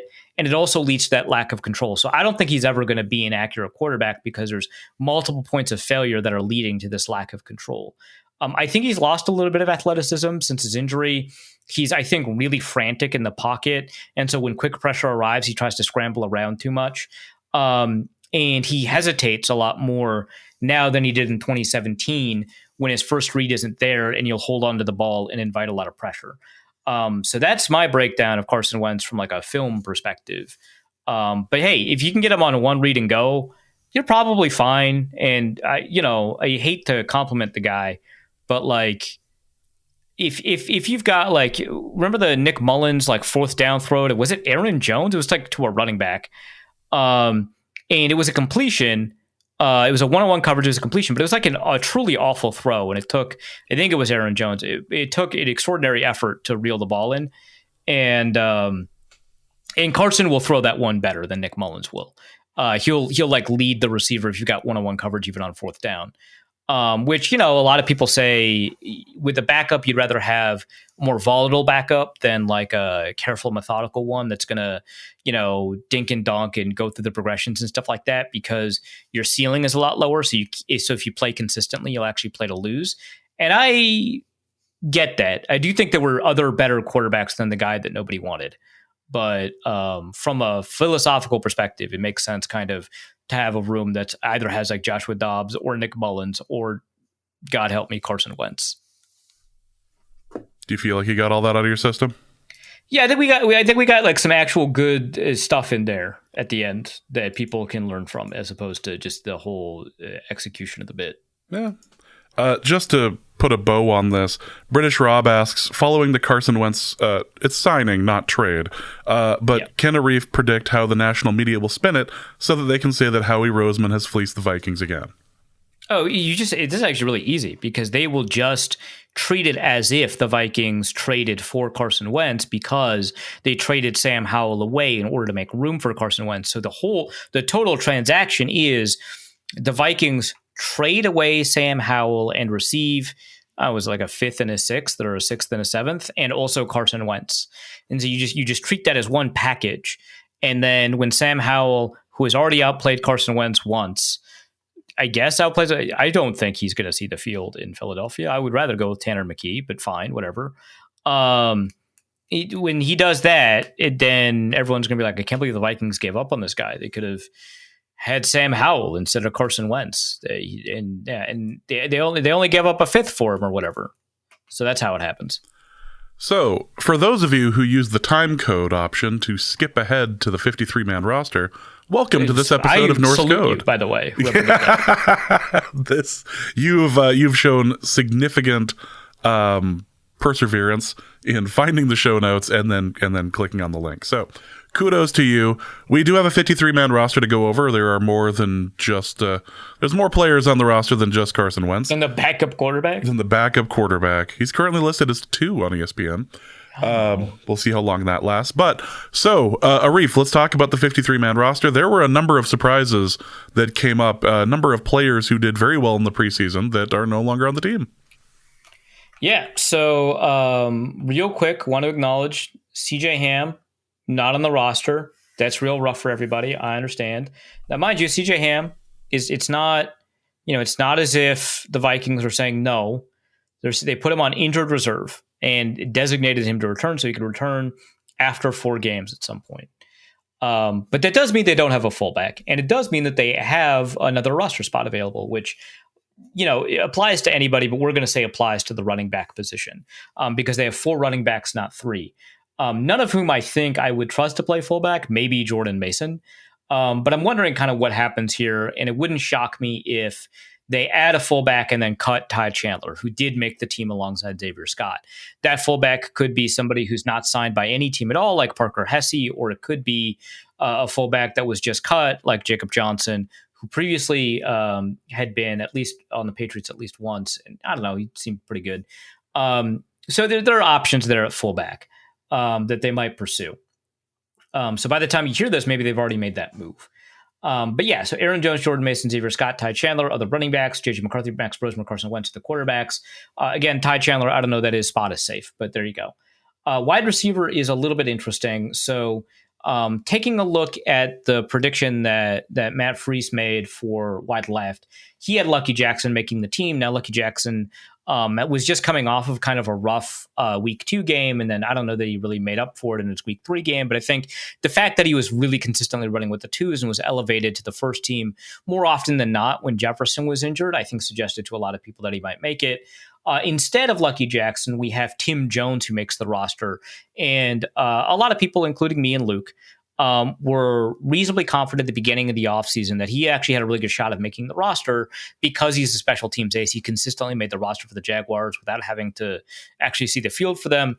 But then that kind of reputation as a special teams ace was really tarred or marred, right? Tarnished by having a boggling number of penalties in the preseason. So we kind of just said maybe not. But it turns out he makes the roster. Miles Price also makes the roster alongside, of course, Justin Jefferson, Jalen Naylor, and Ty Felton. Jordan Addison is starting off the season on suspension. Miles Price is presumably going to be the punt returner. It wouldn't shock me if the Vikings added a punt returner after this too. And so Miles Price, I don't think, has a safe spot on the roster. So that's Ty Chandler and Miles Price. We're both kind of on notice for what happens in the waivers or in the week leading up to the first actual NFL game week that we have. But that's kind of what's happening at receiver. At tight end, I wouldn't say this is a surprise, but it is kind of interesting. TJ Hawkins and Josh Oliver obviously make it, but then Benjamin Urasek is the tight end 3. That was kind of my called shot early on that Urasek would make it. I really like him. I think he's a really good blocker. I think that when he does kind of release into a receiving route or receiving pattern, he is effective. He didn't do a ton of that at Georgia, but he's kind of interesting. Matt Freese had Nick Vannett there. I understand why, but I think that Urasek kind of makes sense. And then we have Gavin Bartholomew hitting pup. So there's that. And then the question here is like whether or not they would do 10 offensive linemen or 9. The Vikings went with 10. Obviously, Darisaw, Jackson, Kelly, Will Fries, Brian O'Neill all make it. The starters, of course. Justin School, who was filling in for Christian Darisaw for most of camp, obviously makes it as well. And then, I shouldn't say obviously, but was very likely to make it, and he did. Blake Brandel, I think a lot of us expected him to make it, and he did. It was really just a question of like, hey, if they only keep 9, are they going to keep which 2 are they going to keep of Michael Juergens, Joe Huber, and Walter Rouse? And I thought it would just be Juergens and Rouse, but they did also keep Huber, who had a pretty good preseason week 2, but not necessarily week 3. And you kind of have to wonder, like with Juergens and Huber, how much of the evaluation hinged on stuff like penalties, or especially with Juergens, snapping the ball to various quarterbacks and not being able to get the exchange quite right. But they added 10. And I think that creates another opportunity for them if they add another player to get rid of a spot here in order to add that player. So we're looking at Ty Chandler, Miles Price, and maybe Joe Huber / Michael Juergens for sacrificial lambs on offense for when they might add a receiver or a punt returner or both. I don't know. On defense, I think the most surprising thing to me was that they did not retain Taki Taimani, which means they don't have anybody over 305 pounds on the defensive side of the ball, which means that the nose tackle situation is a little bit interesting after having traded away Harrison Phillips. They do keep, of course, Javon Hargrave, Jonathan Allen. We expected them to keep Jalen Redmond, and they did. And we expected them to keep Tyrion Ingram Dawkins, and they did. It was just a question of like which of Levi Drake Rodriguez, Taki Taimani, and Elijah Williams were they going to keep after having traded Harrison Phillips. Elijah Williams, we've talked about him on the pod, I think, twice now already. Kind of an interesting situation for him as a tryout player who made the roster. But, he makes the team. He played a little bit of edge, mostly played kind of like a 3 technique-ish role at Morgan State, and is their career sack leader there. Levi Drake Rodriguez, we're kind of familiar with him from last year at Texas A&M Commerce, I think, maybe Kingsville, I think Commerce. And he's probably going to be kind of like a backup nose for the Vikings. But I find it interesting because there's a lot of pass rush penetration here and not a lot of run stopping, which is a point of emphasis at various points during the season. At edge rusher, obviously, Jonathan Bernard, Andrew Van Ginkel made it. Dallas Turner obviously made it. And then we expected Gabe Murphy to make it because he had a really great preseason, but he didn't. Bo Richter makes it, and then the surprise here is Chaz Chambliss making it. And Chaz Chambliss is a wonderful name. Unfortunately, his real name is Charles, so it's not a given Chaz. It's an assigned Chaz. Assigned Chazes are much worse. It's science. It's science, right? And, Luke and I have been talking about how he hadn't been having a great preseason. And if that's the case, and Alec Lewis, by the way, disagrees. He thought Chaz was going to make the team, and he thought he had a really great preseason. So, you have different minds here. But if that's the case, why would he make it and not Gabriel Murphy? And I think that there's 2 reasons for that. One, a lot of people are talking about Gabriel Murphy wasn't playing special team snaps. Chaz Chambliss was. And he played like 400 special team snaps at Georgia, too. So it's something he's familiar with, he's comfortable with, that he does pretty regularly. It's not what Gabe Murphy is doing. I don't think he played any special team snaps. And so you have to kind of fill out that special teams unit, which we'll get into with the linebackers in a little bit. But like some of these guys are just there for that. And a lot of your backups are not going to be quite as good as maybe another player if they're forced to play, but they will immediately contribute in the form of special teams because you need better kickoff coverage, especially this year when it looks like kickoff is going to be a really big part of the game in a way that it hadn't been 3 years ago. And having somebody like a Chambliss is big for that. The second reason I don't think I see a lot of people discuss, but Chambliss is seen as much more versatile than Gabe Murphy, who is primarily a pass rusher who you maybe want to be able to drop back into coverage and stuff like that. Chambliss does that a lot more regularly. And so in some sense, you can kind of do some of the same things that you would ask Andrew Van Ginkel to do. Obviously not at the same level. Andrew Van Ginkel is like a Pro Bowl quality edge rusher / linebacker, right? But he can do that in a way that Gabe Murphy can't. And I think that maybe played a role here. I think it's primarily special team stuff. At linebacker, we expected Blake Cashman, Ivan Pace, and Kobe King to make it. I don't know. He's a 6th-round pick, so maybe not purely expected it, but it was reasonable to expect it, and he did. Eric Wilson, I think, was on most people's 53-man projections. He makes it here, another special teams ace. But kind of interesting here is Austin Keys, who I did shout out at some point, actually the last episode that we did, right? And I think I also did it on the Viking Squad show. As somebody to maybe pay attention to, he's playing a lot of special team snaps. He's racking up a lot of tackles. Some of those tackles are in coverage. It's always great, but a lot of those tackles are in run support. He's getting a couple tackles for loss. And so, former Auburn linebacker, kind of an interesting story, but he's 5th on the depth chart, so he's primarily going to be a special teams guy. But yeah, it's kind of cool that he emerged the way that he did. I think all 3 of his preseason games were very productive. I don't know how many of them were like good necessarily because I haven't watched them over with him in mind, but they were productive. So that's something. Big surprise here at cornerback, where you've only got 4 cornerbacks. So we talked a little bit about like buying some space with CJ Ham. They also bought some space at cornerback. And so that's kind of where you get that extra defensive tackle or that extra offensive lineman is you only have 4 cornerbacks instead of 5 or 6, or that extra linebacker. So they traded away Blackman. And so it's Dwight McLaughlin, Jeff Okuda, Isaiah Rodgers, and Byron Murphy. And that kind of forces you to ask, like, what happens if Byron Murphy is hurt and you don't have like a nickel corner backup? And right now, there's nobody in the cornerback room that can do that exactly. But it wouldn't shock me if they thought that Jay Ward or Tavier Thomas, who also made the team, could play that role. Or even Josh Metellus at times, depending on kind of what the scheme asks. But given that you've got a lot of safeties that play these versatile roles, it wouldn't shock me if that was part of the plan to essentially have depth in a way that you wouldn't have had before. And so with that, you've got three corners that are reasonably, tall and athletic. You didn't get a Zemaiah Vaughn, which a lot of people had. Matt Freese didn't, to his credit. And I think kind of that last game may have sealed it for Vaughn, who I would imagine is going to be on the practice squad or something, but he doesn't make the roster. And they just need a nickel guy. So I think they're going to add somebody here too. And at that point, you might lose Huber or Chaz Chambliss or an Austin Keys or something like that. I don't think you're going to lose a Miles Price until you get a punt returner. But like, I think that's maybe where you kind of lose one of these guys and they become a game day activation or something. But yeah, so you've only got four corners. It's not a ton of depth. I expect them to make a move here. But I'm kind of surprised because they traded him to the Colts. And I don't know that either team got better after that trade. Like only getting a 5th and 6th for him, but also he's not very good. So maybe, but you just don't have depth, right? And you can't use the 5th and 6th next year for this year's depth. And I don't know that the Colts got anything of value for them. At safety, you've got Josh Metellus, Tavier Thomas, Theo Jackson, Jay Ward, Harrison Smith. Last year, they only had 4 safeties and occasionally 3.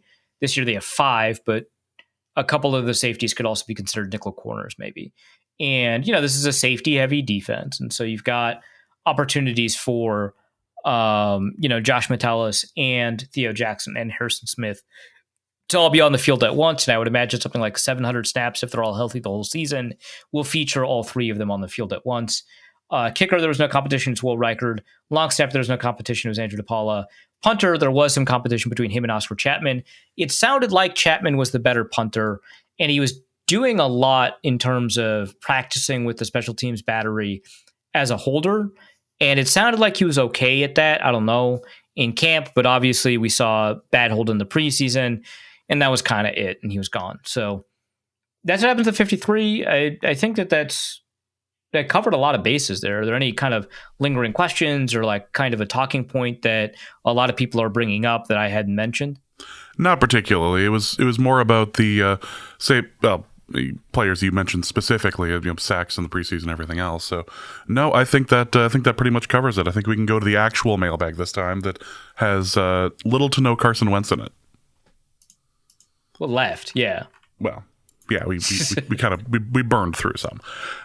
Tommy Gunn asks, is it true all QB2s are essentially Schrodinger's quarterback, both good and bad at the same time, as long as they never leave the box that is the backup position? Yes. Also, let me talk about backup quarterbacks real quick. No, yeah, they're both good and bad until like you open the box and the quantum state collapses, right? I think that's how the Schrodinger's box works. I don't know. I'm not a physicist. Strangely, we do have multiple physicists who listen to this show. This is true. I don't know if they've tuned out at this point, but if you haven't, let me know if I described that remotely close to correctly. The possibility space collapses and the waveform becomes one thing, and I've actually made it worse than before. Never mind. But I did want to talk about backup quarterback. So on the Viking Squad show, somebody asked, like, why do we need a veteran backup quarterback anyway? You've got a quarterbacks coach who happens to have played in the league. It's Josh McCown. He played for Carson Wentz, which, by the way, another thing to kind of keep in mind when I was talking about the character stuff, Ryan Kelly knows him. Josh McCown knows him. There's a couple of other people. Jonathan Allen knows him. Maybe that plays a role. But let's talk about backup quarterbacks and why you would need a veteran instead of just a developmental guy. Backup quarterbacks play a really critical role in the game planning process throughout the week and during the season. And I'm going to link this piece by Chad Graff, A Week in the Life of a Backup Quarterback, from 2019 that followed both Sean Mannion and Jake Browning. But in it, he talks about what their weekly schedule is, right? So they wanted to make sure that they could get somebody who could help Cousins in prep for game in-game adjustments and week-long game management, right? So this is coming off the heels of a story of a CFL quarterback saying he auditioned or tried out for the Vikings, and they said they didn't want a starter, and it caused a huge fuss. And Chad Graff was like, well, let's explore kind of what that means if that's the case. And it turns out like it's not just a guy who can play, right? It's a guy who's got the ability to kind of help the team go through the process of preparing for a game, which is something he did in Kansas City. It's something he did in Los Angeles.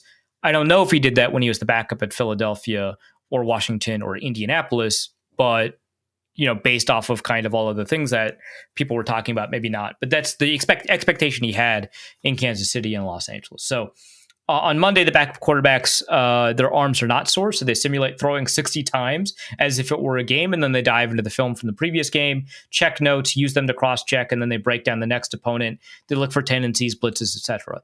Coaches will do this too, but it's good to have as many eyes as possible. And having a rookie do that or a developmental quarterback do that, obviously not as helpful as somebody who's been around the league for like 6, 7, 8, 9 years, right? And so having that available to you, to have as many eyes as possible, do stuff like cross checks, look for tendencies on Mondays and Tuesdays. Tuesday, technically their day off. A lot of backup quarterbacks will also be doing film study then. And then on Wednesday, they have to arrive at the facility around like 6 in the morning. And then they have a quarterback meeting before walkthroughs.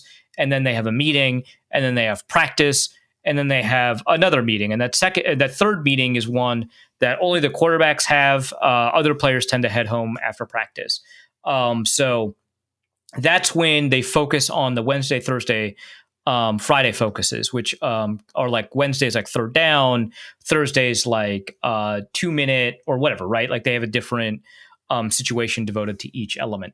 So like I think Friday's red zone, Thursday is third down, Wednesday might be 2-minute. Anyway, they focus on that, and they kind of go through all of these plays. And what backup quarterbacks do is when they receive the game plan, they go through each play option and run it through route by route or option route by option route to see if there's optionality for every defense, or at least enough defenses to be viable as a play. So they'll go through and they say, hey, it looks like we've got kind of a hitch over here, in the corner over here. So we've got a smash option on this side. And we've got a rub route over here. So we've got a man coverage option this side, but we don't have an answer to cover 3. Maybe if we see kind of zone coverage and a single high safety, we can have this corner route turn into a seam, right? And that optionality will give us answers to more. And so that's like what a backup quarterback does, is that they kind of go through all of this and see every play that's been added, if it's got kind of all of these elements that they're responsible for. And at the same time, these backup quarterbacks are on the scout team. A lot of them play safety on the scout team. I don't know why, but that happens a lot. And then obviously a lot of them play quarterback on the scout team too. And they have to like learn their opponent's cadence. So they have to like watch like Russell Wilson and do Russell Wilson stuff, and then and like scramble around and move like he does. And for like unique quarterbacks like Lamar Jackson, sometimes they'll just have like a wide receiver do it or something. But a lot of times, they just have the quarterback imitate the other quarterback to get the defense kind of ready. And then during the game, one backup quarterback writes down every offensive play of the game, plus the defensive front that's matched to it and the defensive coverage that's matched to it while the game is happening, which can be really difficult in like 2-minute situations, but they'll go through and diagram all of that. And that ability to kind of go through and immediately identify what the play is, what the defense is, etc., and go through that gives you an understanding of what the flow of the game is, what the defensive tendencies are, and that gives you the ability to give advice, right? Which is not something necessarily that the quarterback's coach is doing. A player is doing that. A quarterback's coach is doing other stuff, right? They're looking at the quarterback when he's playing and seeing if like maybe he missed this option here, or maybe, he's not tightening up his drop back here. They might be doing more technical coaching than they're doing kind of game plan or scheme coaching. Or as the quarterback is on the sideline and looking over kind of the plays on their tablet. That company's not paying me. I'm not going to name the name of the tablet. They might be like, hey, check out this look here, or maybe your footwork wasn't working here. But you've got somebody who's diagramming every play. And while the defense is on the field, while that quarterback is on the bench, at least in the Mannion era, Mannion would stand next to Cousins in case the starter wanted to bounce any ideas off of him while Browning was going through these play diagrams. At various points, the quarterback coach would walk over and tell the quarterbacks what plays that they tended to like, the offense coordinator might like, against specific formations. And then the coordinator might tell the quarterbacks what plays they're considering for the next drive. And so it's all part of a discussion that the backup quarterback is part of. And because you want your backup quarterback to be an active part of this discussion, instead of having to learn the position, it is important that you have a veteran. So that's why you brought in Sam Howell, why you had Brett Rippon, and why, when neither of those options seemed viable, you brought in this other guy. So I did want to say that about backup quarterbacks, that there is an element here that is distinct from just what a quarterback's coach does. Let's go to Raul, who asks, is it me or are there serious depth issues on this team? And is this a reflection of Kwesi's poor drafting? Yes and no. So I think that there are no depth issues along the defensive line or an edge rusher, right? And it's just really a question of kind of what you think the depth is, right? So wide receiver depth is thin. Cornerback depth is really thin. But safety depth is fine. Linebacker depth is fine. Front 5, front 4 depth is fantastic. So yeah, in some ways there are, but in some ways there aren't. In some ways they've got a lot more durability than you would think. Is this a reflection of Kwesi's poor drafting? Yeah. I had a couple of beat writers this week, right? Like after the Blackman trade, multiple beat writers covering multiple different teams, like people who covered. Actually, I'm not going to name the teams because maybe you could figure out the beat writers, but people who cover teams in like the NFC South, the NFC West, the AFC North. I had multiple beat writers get back to me and be like, hey, is Kwesi like the worst drafting GM in the NFL? And I was like, yeah, probably. Do you have a better candidate? He might be the worst. Like, I don't know that it's close. That doesn't make him a bad GM, but it makes it hard for him to be a good GM. The fact that he's killing it in UDFA and free agency, wow.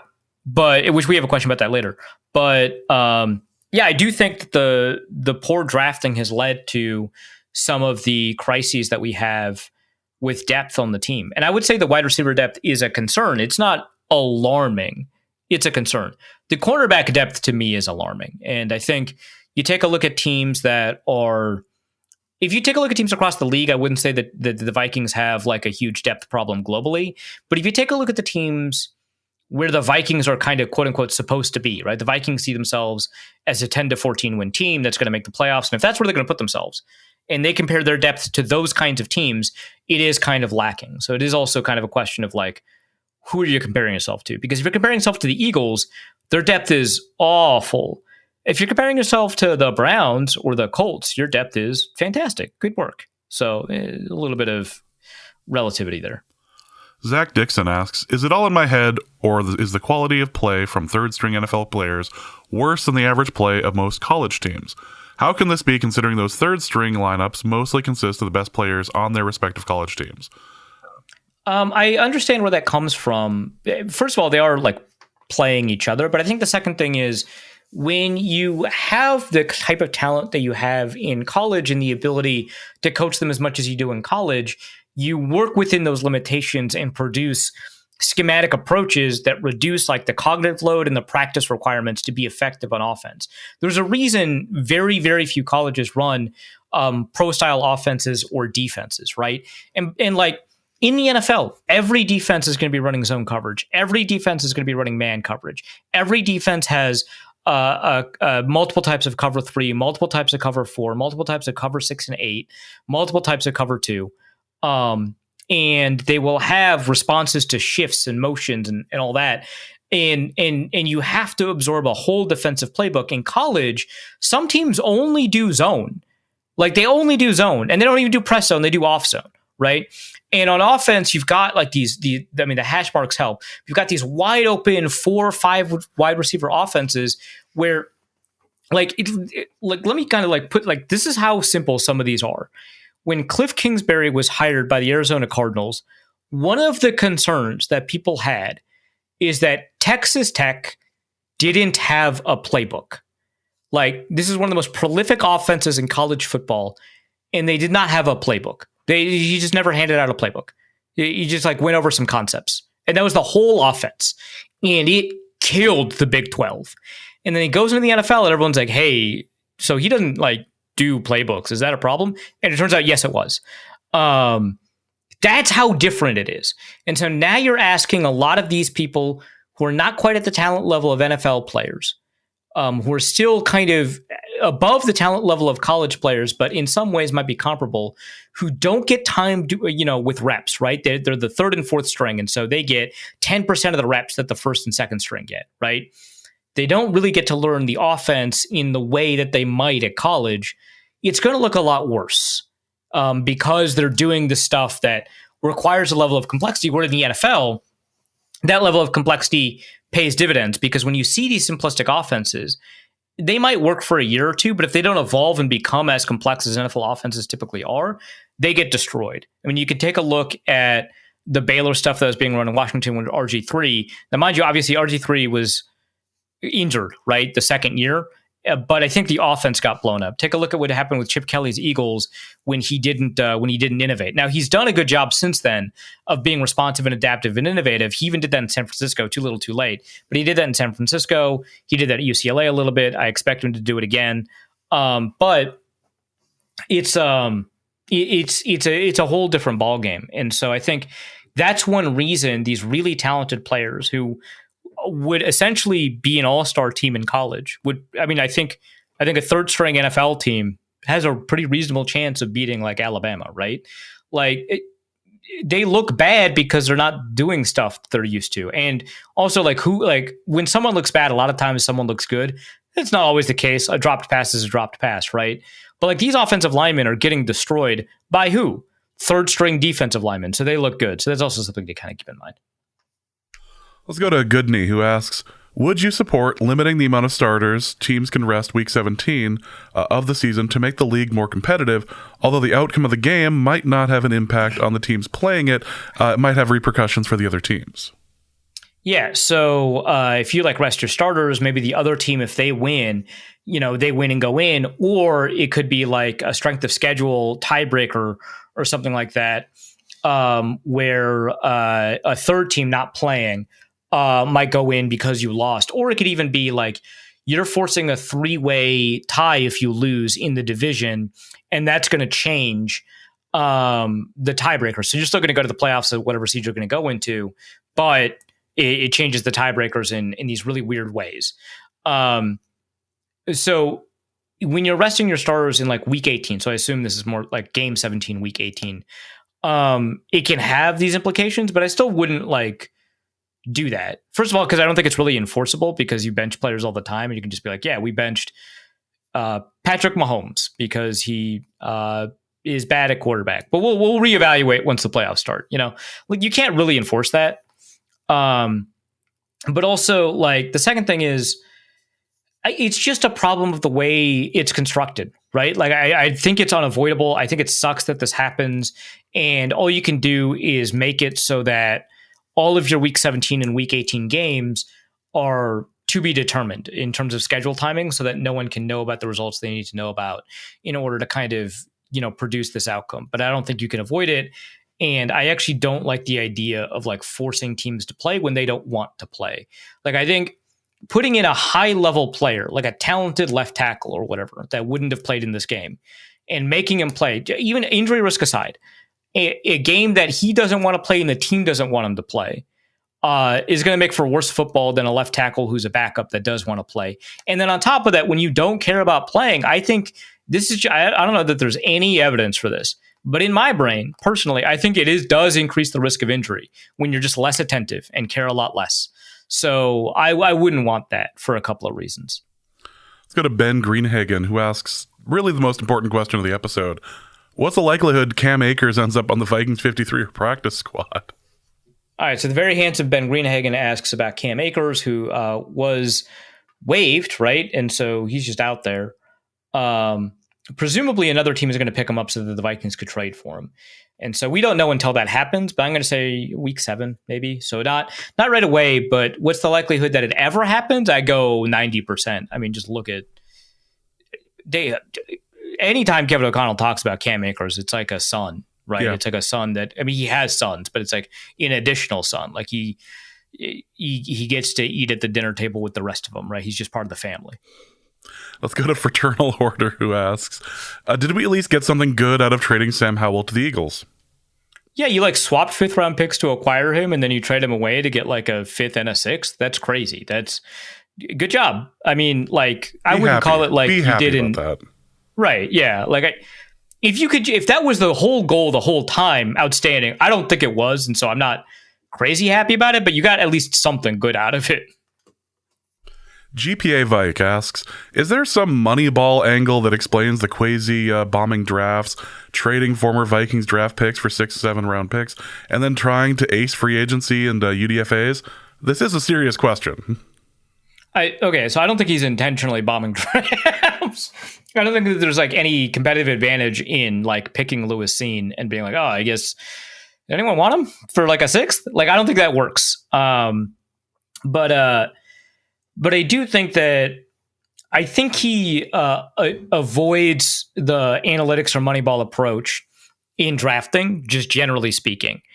And the reason I think that's the case is multifold, right? Like, one, not that every team that's analytically inclined does this, and the Ravens are a really good example of this. But he doesn't follow any of kind of the public-facing analytics guidelines for how to approach the draft. And again, not every analytics forward team does that. They've built their own internal models. Those internal models are fed by proprietary data and immediate feedback from coaches that makes those models probably a little bit stronger than the public-facing models that we have. Having had discussions with analytics departments across the league in both conferences, that seems to be what happens a lot, that those analytics models tend to be a lot more robust and come to different conclusions, therefore.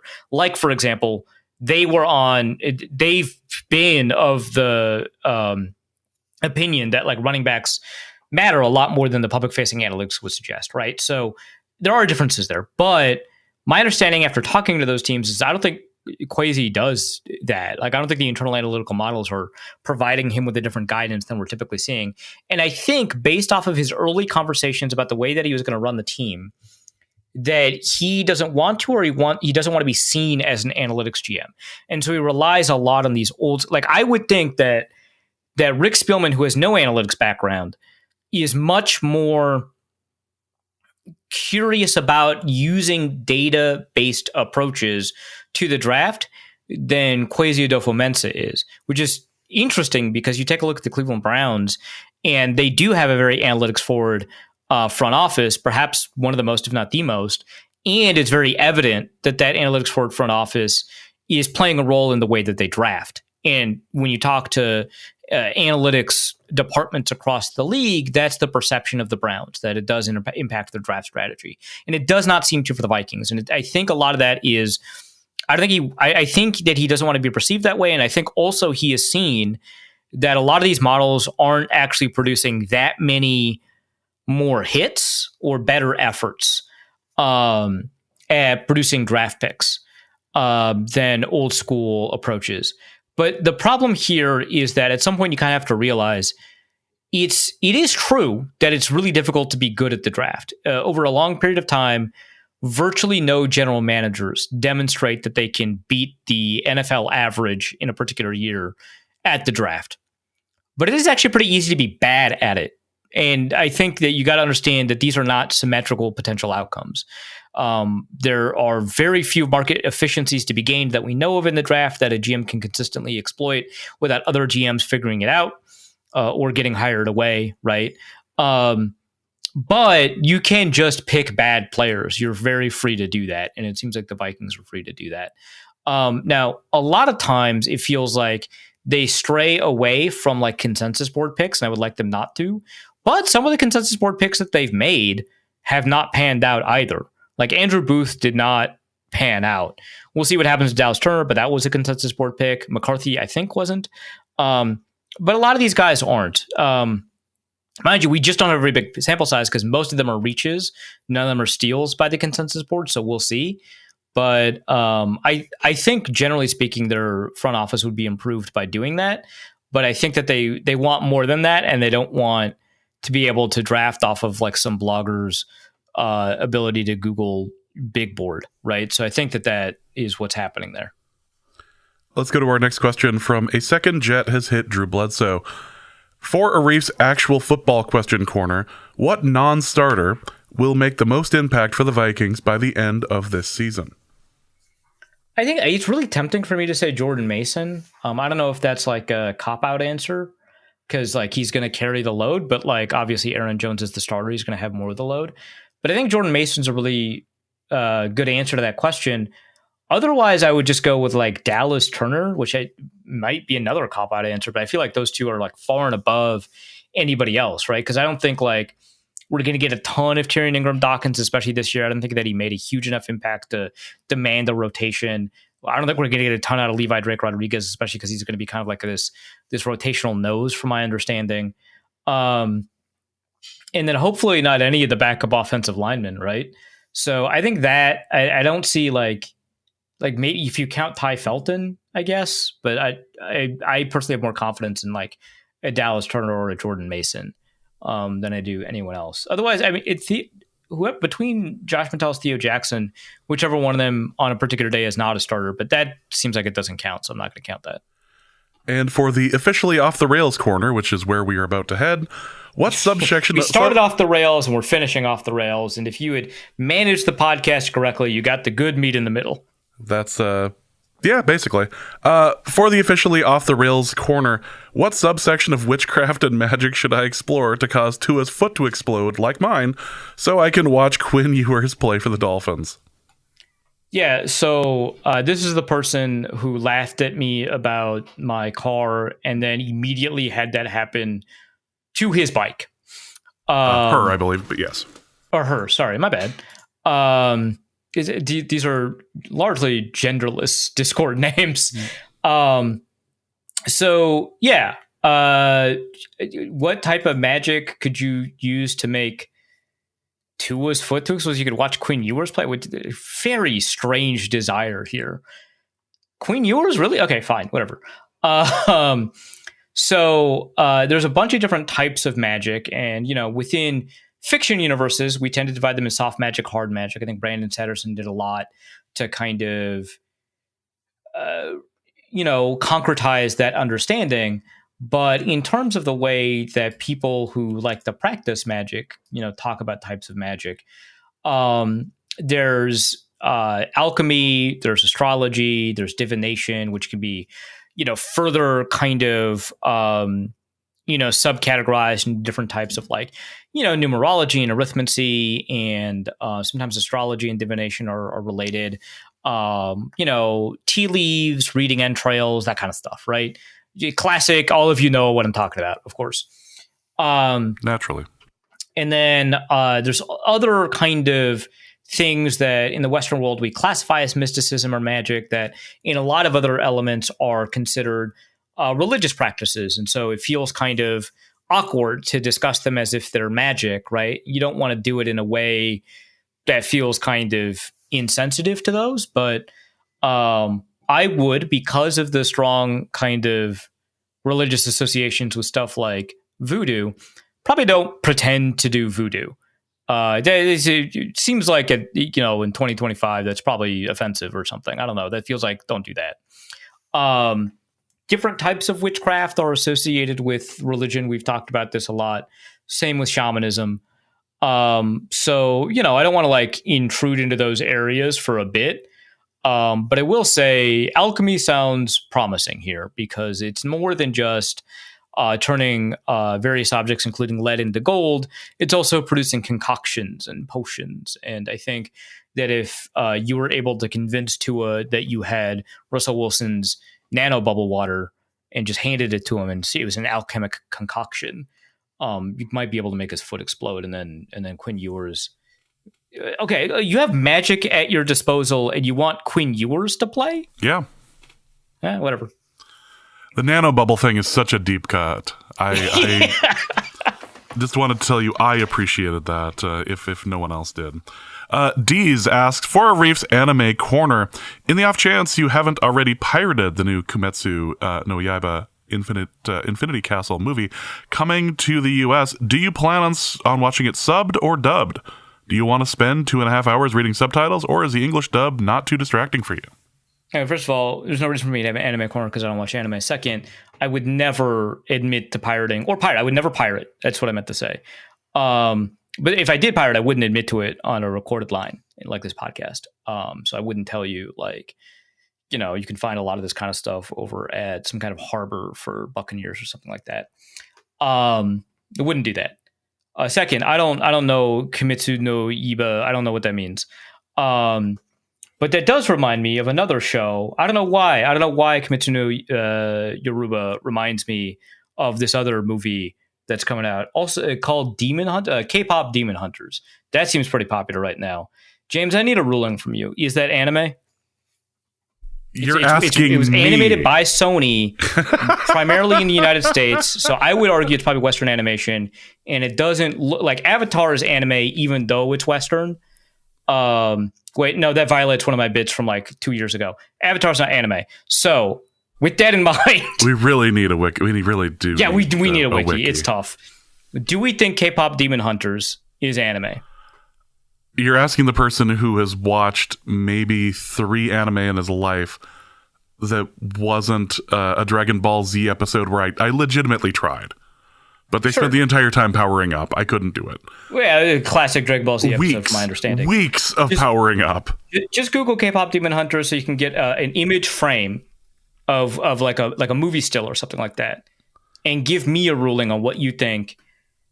And also, it's not called anime in Korea. Let's be very clear. And a lot of Korean roots in this movie, from my understanding, but not. But it's like it's a Western project. So. I'm referring to this as anime. Okay, so I've not watched K-pop Demon Hunters, and I don't appreciate it a lot because I haven't watched it. But a friend of mine went to the sing-along this weekend. Well, okay, that part is technically true. A friend of mine did go. That part is definitely true. Went with you. Whether or not the friend was accompanied by other people, who's to say? Yeah, went with you. Yes, got it. Don't know what you mean. But I would say that, you know, of things named Demon Hunter, probably that one was a little bit more anticipated, despite how good some of these other things named Demon Hunter may or may not be, that may or may not have just gorgeous animation and incredible action scenes. But there have been like such a long period of time between releases for seasons and movies, again, hypothetically, that it kind of killed the momentum for a series that a lot of people might have loved and now feels kind of inaccessible in some ways because it reminds you of a little bit of an earlier time, which is not where your head has been. And then you have to watch everything over again, including the movie that was not Infinity Train or whatever, or Infinity Castle, that was a little bit disappointing when put up against the other seasons, hypothetically. And so it's kind of tough to be super into it, but maybe you'll give it a go. Anyway, I wouldn't have done any of that. It was subtitle or dubbing. I don't know. I'll go with. I'm intelligent. I can read. Let's go with subtitles. There you go. Surma asks, for Arif's theoretical time travel corner, if you were able to go back in time and change one event from occurring, what would it be and why? My birth. Next. Francis Ford Copium asks, for Arif's video game prognostication corner, now that Silk Song is actually being released, what is the next impossible game to be released? Half-Life 3, Portal 3, Mega Man Legends 3, or an actually good Duke Nukem game? Outstanding. I don't know, like it feels like we've been on a run of like impossible releases, right? Like GTA 6 and Doom, the first new one. Mm-hmm. I'm going to go with Half-Life 3, right? I mean, it feels like that has to be the next ridiculous thing. Yeah. Like just out of the blue on a Tuesday or something. That would be awesome, actually, yeah. My 4-year-old plans to replace me asks, another gaming question for Arif. Question for Arif's Gaming Corner. I started with my first Newzuckle run. Sure. Yeah, Newzuckle, you got it. Yep, using Pokemon Red on my 2003 Game Boy Advanced SP. My team consists of a level 8 Spitty, Squirtle, a level 6 Ralph, Rattata, at Viridian City. My son would do a better job at answering this, sadly. I bet. Please provide me with some feedback on my team and potential issues that I need to address. Okay, so you're ahead of the first gym. Now, the first gym is not going to be a huge challenge because you've got the Squirtle. Again, this is just stuff that I had to look up before the show. But it's a rock type gym. And again, because it's Pokemon Red, it's not going to be, you don't have additional types to deal with. And there are not like kind of more complex strategies that they might be pulling in there, like you might find on a ROM hack or some of the remakes and stuff like that, or the later games. So Squirtle wise, you'll be fine. Now, if you're doing kind of a hardcore Nuzlocke run, then you don't want to over level against Brock's Pokemon at the gym, because that's part of kind of what the hardcore rules kind of would suggest. And I don't remember what the level cap is for Brock. I'd probably like level 14 or something like that for his ace. Your Squirtle will be fine in that circumstance, right? But the real question is what you're going to do about Misty, right? Because that's a water type. You've got a water type. You'll probably be okay, except if it is a hardcore and you can't breach the level cap, in which case you're going to need some help so that your Squirtle doesn't take too much damage from the Staryu before the Starmie comes out. And that Starmie is surprisingly good if you don't have a type advantage against it. And so I would suggest your Viridian City, you could probably go west, and that's going to be tough because you have to do a Gary battle, a trainer battle, and you don't want to wipe, right? But at some point, maybe go north, grab the Pokemon so you can get ready to go west, so you can grab a Nidoran, which might have some grass type moves, or at least some kind of poisoning mechanism that will allow you to, maybe withdraw with your Squirtle and just kind of stall them out. But you are going to want to make sure that you find a grass type Pokemon on the way, which early in the game is a little bit harder than you would think because it's a lot of normal types, right? But there might be some routes, and this might be where you have to look up an encounter table. There might be some routes that could get you like an Oddish or something. But yeah, that'll be nice. The problem, of course, is that once you beat Brock, you go into Mount Moon. Those are all ground types. That's not going to be super useful against Misty. And you might have to figure out rotations and stuff like that. So you might have to sacrifice a Pokemon or two. But I think for the most part, getting a Pokemon with a grass move, it doesn't have to be a grass type, but with a grass move might help you here. I don't know if there's any accessible electric types going in. If you do go into Mount Moon, I think probably Zubat. You hope for Zubat as your first encounter, because obviously you can't catch any if you encounter a different one. But if Zubat's your encounter, that might help you a little bit too, because Supersonic is not resisted. I believe Starmie is also a fighting type, ? Look that up. If it is, then, Confusion as a move is also gives you a type advantage. And so that might give you some options there too. But that's kind of how I would think about that, is that you don't need type coverage for Brock. You're already good there. So you need to be routing for Misty. And then you're going to have a whole different set of problems when you get to Lieutenant Surge. But by then, maybe because you went through Mount Moon, you'll have a ground type or something like that, like a Diglett or a Geodude, that maybe at that point you might have evolved. I don't know what the level cap is there, or what the evolutions are. But then you'll have at least some answer to that electric type gym.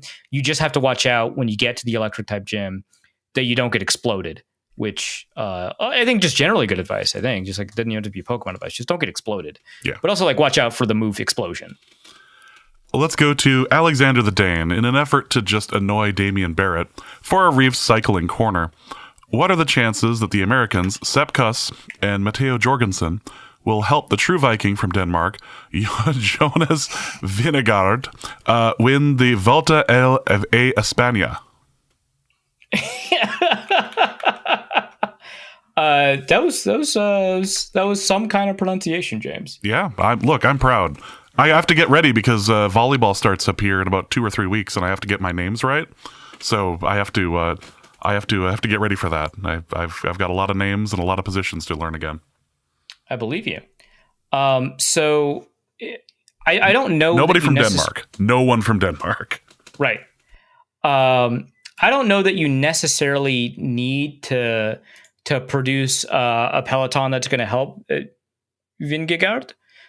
I'm just going to say that's how you pronounce that. My understanding is that he is just the absolute favorite to win, right? And he's the only one where you get negative fractional odds for betting on him. So it sounds like he's an overwhelming favorite to win. And given that, I don't know that you would need help from Sepp Kuss or who's the other one that we talked about a little bit? Matteo Jorgensen. I don't know if yes. that's they're Americans, right? So they could pronounce it however. Mhm. Who's to say? Let's take a look at some of these odds. Oh, I don't have permission to access that website. Oh, okay. Thank you. Let's take a look at some of these odds here. I noticed you're accessing this from outside. Okay. Yeah, the fractional odds for Jonas are incredibly tilted in his favor. That's outstanding.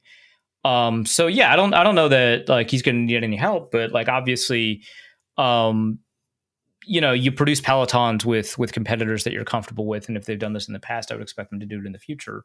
And they'll probably time their breakaway in such a manner that, I mean, Jonas is a professional, right? He'll understand when to time the breakaway and when to kind of like take on the additional effort of producing his own thrust in resisting his own drag and stuff like that. So I don't know that you need that much help from the Americans here, but I think Jonas is pretty set to win. Next question is going to be from Room Don Sharif, who asks, for Arif's engagement corner, is the Taylor Swift and TK engagement? For a moment, I sat and like was trying to like remember the initials. Like, what the the Swift engagement? Is that why the show was postponed twice? Is Arif, as a Chiefs owner, going to the wedding, and what will Arif get them as a gift? I will admit that when I saw on Twitter that there was a bunch of like people talking about an engagement on the day the 53-man roster thing came out, I swore this was Aaron Rodgers. I swore that Aaron Rodgers was like announcing that he was like getting engaged to his AI girlfriend. His AI girlfriend that he was getting engaged to. I swore that was what was going on. And I thought, oh, okay, it's the Chief. Okay, fine. Dude, I feel bad that for the first time in my life that Aaron Rodgers is going to lose his girlfriend to a software update. It is very unfortunate. But I'm pretty sure he's going to love the new version of Grok just as much as the old one. No, the show was postponed. Wait, what do you mean twice? What's this twice for? We've postponed 2 different shows once. I mean, there was the power line incident. No, I postponed this show so that I could ruin my social life, which actually I didn't even do. So it was what a waste. There's still time. There's still time. He's going to get them a very nice something. What do you get for somebody who has like more money than a number of countries? Norse code shower curtain. Excellent answer. norsecode.threadless.com. Next question is from Wet and Reckless. What's scarier, private equity or public equity? See Intel. What NFL team do you think would sell 10% to the U.S. government? Do you think they would then be able to supersede Dallas and the New Orleans prior claims to being, quote, America's team? I bet the Saints would do it for cap space. That would be funny. Unfortunately, you can't do that, but they would. They would. Dallas would clearly not do it. Washington might. They're already very comfortable with private equity. They're owned by a hedge fund manager, essentially. Raiders. I think they've signaled that they don't want to do it, but they could always change their mind. The Panthers, same thing, owned by a hedge fund manager. Broncos wouldn't shock me, but Walmart in general has been kind of reticent to become partners with private equity in any way. So I'm curious about that, but the Broncos, could use some additional funding, not for like paying players. They're fine there, but I just think in terms of like updating the facilities and stuff like that. The old school NFL owners are the real kind of question marks, right? So the Bengals will never do it because they hate themselves, but they need to. The Raiders might do it, right? They already sold a portion of the team to Tom Brady, and they might sell 10% to private equity because they super need cash. So they could do it. What's scarier to me, private equity or public equity? So obviously, like the kind of situation with Intel is weird and concerning. And generally speaking, public equity in the context of like a bad public actor is bad. But here's the thing. Like public equity with a bad government in charge that's willing to intervene and stuff like that is bad, right? But private equity is like always bad. I'm sure that we're going to have some listeners be like, that's not always true. Whatever. Private equity, always bad because they're always bad actors. And public equity does not have, public meaning not like retail investment, but like rather government owning. reduces the requirement for there to be a stake or a stockholder effect on the way that companies make decisions, or a shareholder effect on the way that companies make decisions that maximize profit. And so when you see Cory Doctorow or Ed Zitron talk about like the rod economy or enshittification, they're talking about a process by which services offer low cost or free elements to what they do to grab market share. They start adding a price when people are reliant on it, or there are network effects that make it difficult to get out, something like a Facebook, and then start reducing the quality of the service while increasing the price, because that is an important element of paying back the investors that allowed them to go free in the first place, but also because shareholder capitalism seems to incentivize short-term profits over long-term sustainability in many, many ways, and that results in a reduction of service. I've got a piece over at WideLeft.Football called Barbarian to the Goal Line, and it's about private equity and the NFL. Let's go to our next question, which is from Football's Misandrous Niche, who asks, for James's second least state in the Union corner, what the hell is even in North Dakota? What do you do there? Is it weird that most people's cultural touchstone for the state is a movie about a hideous murder that's mostly set in Minnesota anyway? Should anyone go to North Dakota? And how many Applebee's are there in North Dakota? Last question first. Apparently there's 9. Yeah, so we set the over-under at 5. I took the over, and I won. I was a little disappointed. Why does Fargo need 3? Why does Devil's Lake need 1? That's a real question. Like, what is going on in Devil's Lake that they have enough to support an Applebee's? I've been there fairly recently. I don't get it. There's a funeral. You go to Devil's Lake for weddings and funerals. I don't know. It's North Dakota's a mostly flat state. Parts of it don't smell. My town is not an exception to that. Correct. It is not. It is. It's unfortunate at times, especially this time of year when the harvest is really going. It's so bad. When the wind picks up just right. New wrinkle. Since you haven't been up here during a freeze in a while, so they use this thing from like the wastewater from the beet plant to de-ice the roads. And it works. It works really well, except when there's no wind, and then like the smell in the town is just ghastly. God. You pine for making it across the river into East Grand. It's fun. Things to do in North Dakota. Raise a family. I don't know. It's nice for the most part. The winter tends to keep the riffraff mostly out. Except at a Leith, that people had to take care of that. But people had to take care of that manually. Yeah. I mean, it's a nice little area. Sometimes some people would say it's more fun to visit than it is to live here. But I don't know. I've lived in North Dakota for most of my adult life, which is nothing's wrong has gone on in your life. So it's mostly been puppies and sunshine. Yeah.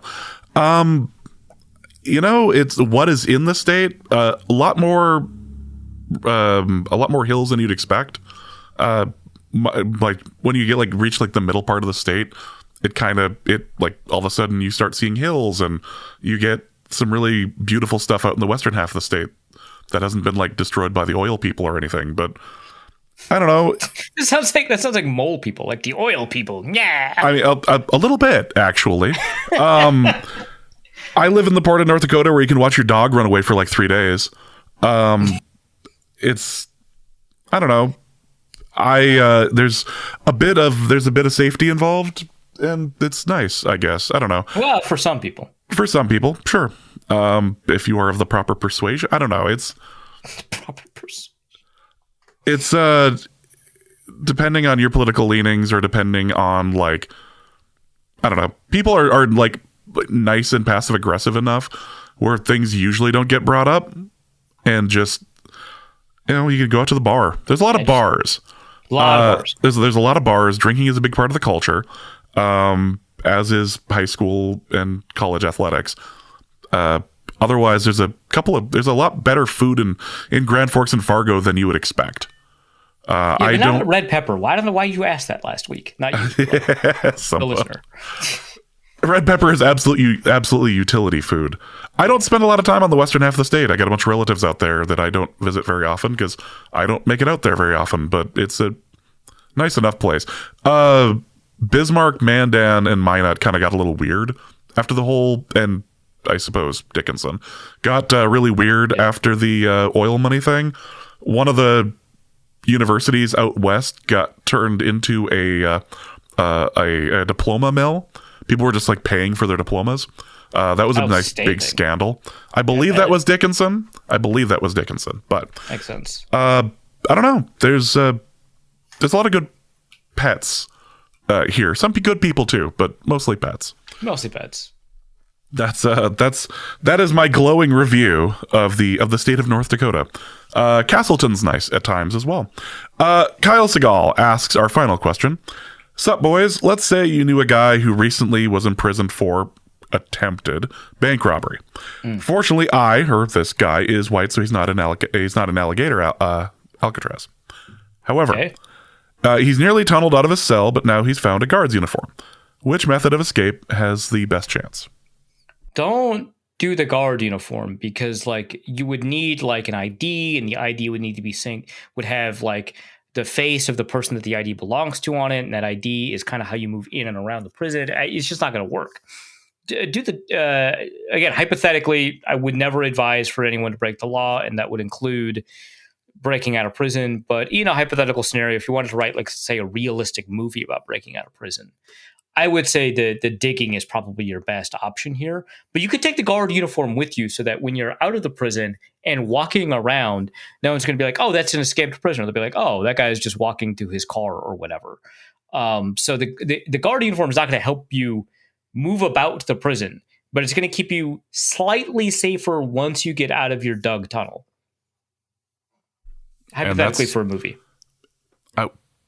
If you dig a tunnel out of your prison in Florida, that water table is going to be real high. Yeah, but I assume that everybody in Florida is like a mermaid or something. They're fine. You know, North Dakota has a lot of things, including the ability to vote for dead people, but we don't have mermaids. We also don't have tsunami warnings, based on that one thing that went viral about people Googling tsunami warnings in Grand Forks and Fargo. That's outstanding, man. I love this state sometimes. And with that is the end of this episode of Norse Code. Hope you have enjoyed it. Arif, what do you have to plug? I'm so tired. Okay. Why Left Out Football? We've got pieces on Max Brosmer. We've got Matt Fries is coming up with some pieces that will take a look at the 53 man, take a look at Carson Wentz because we thought it would be funny. We also have some pieces on whether or not your favorite underdog is some clear waivers. You could check that out to see how right or wrong I was about that. Can Anthony Richardson be saved? How accurate is the freaks list? Stuff we talked about last week, but we've got a couple of pieces coming up that'll help preview the season. I think we've got a bunch of really great writers that are coming up with a bunch of really solid ideas. So with that, we will end this episode. Hope you guys have enjoyed it. We will be back for the start of the NFL season. Looking forward to that. Also, just a reminder, we just put out an awesome episode over on Patreon, patreon.com/NorseCode. Get your bonus episode, get your access to the Discord, all of that over there. As well. And before we end, just a quick thank you. I forgot to list these people at the very beginning of the show. Apologies. Michael Dahlstrom, Darren McGuire, and Mitchell Kane. Thank you so much for signing up over on Patreon. So, for Arif, my name is James. Thank you guys so much for joining us on this historic episode of Norse Code. And please remember that the horrors persist, and so does Carson Wentz. And we will be back soon. Norse Code is the largest and only division of Norse Code LLC. You can find Norse Code on the Daily Norseman, SB Nation's Vikings blog at dailynorseman.com. You can also find it on iTunes, Apple Podcasts, Stitcher, Spotify, Google Play, and wherever fine podcasts are aggregated. Our Vikings blogger extraordinaire and generally useful human is Arif Hassan of... And he can be found on Twitter at Arif Hassan NFL. I am your producer and host, and my name is James Pagashnik. You can find me at the show's official Twitter feed at NorseCodeDN or at my personal account at Big Mono. If you'd like to donate a few bucks to the show, you can do so in a couple of different ways. You can go to patreon.com/NorseCode and donate there. For $3.50 a month, you get bonus material and more. You can also go to paypal.me/NorseCode for a one-time donation, or you can go to norsecode.threadless.com and pick up some Norse Code merch. Any questions or comments that cannot fit in a tweet can be sent to norsecodepodcast@gmail.com. On behalf of the Norse Code staff, we thank you so much for listening. Our formula is this. All things are possible through the power of Ben DiNucci.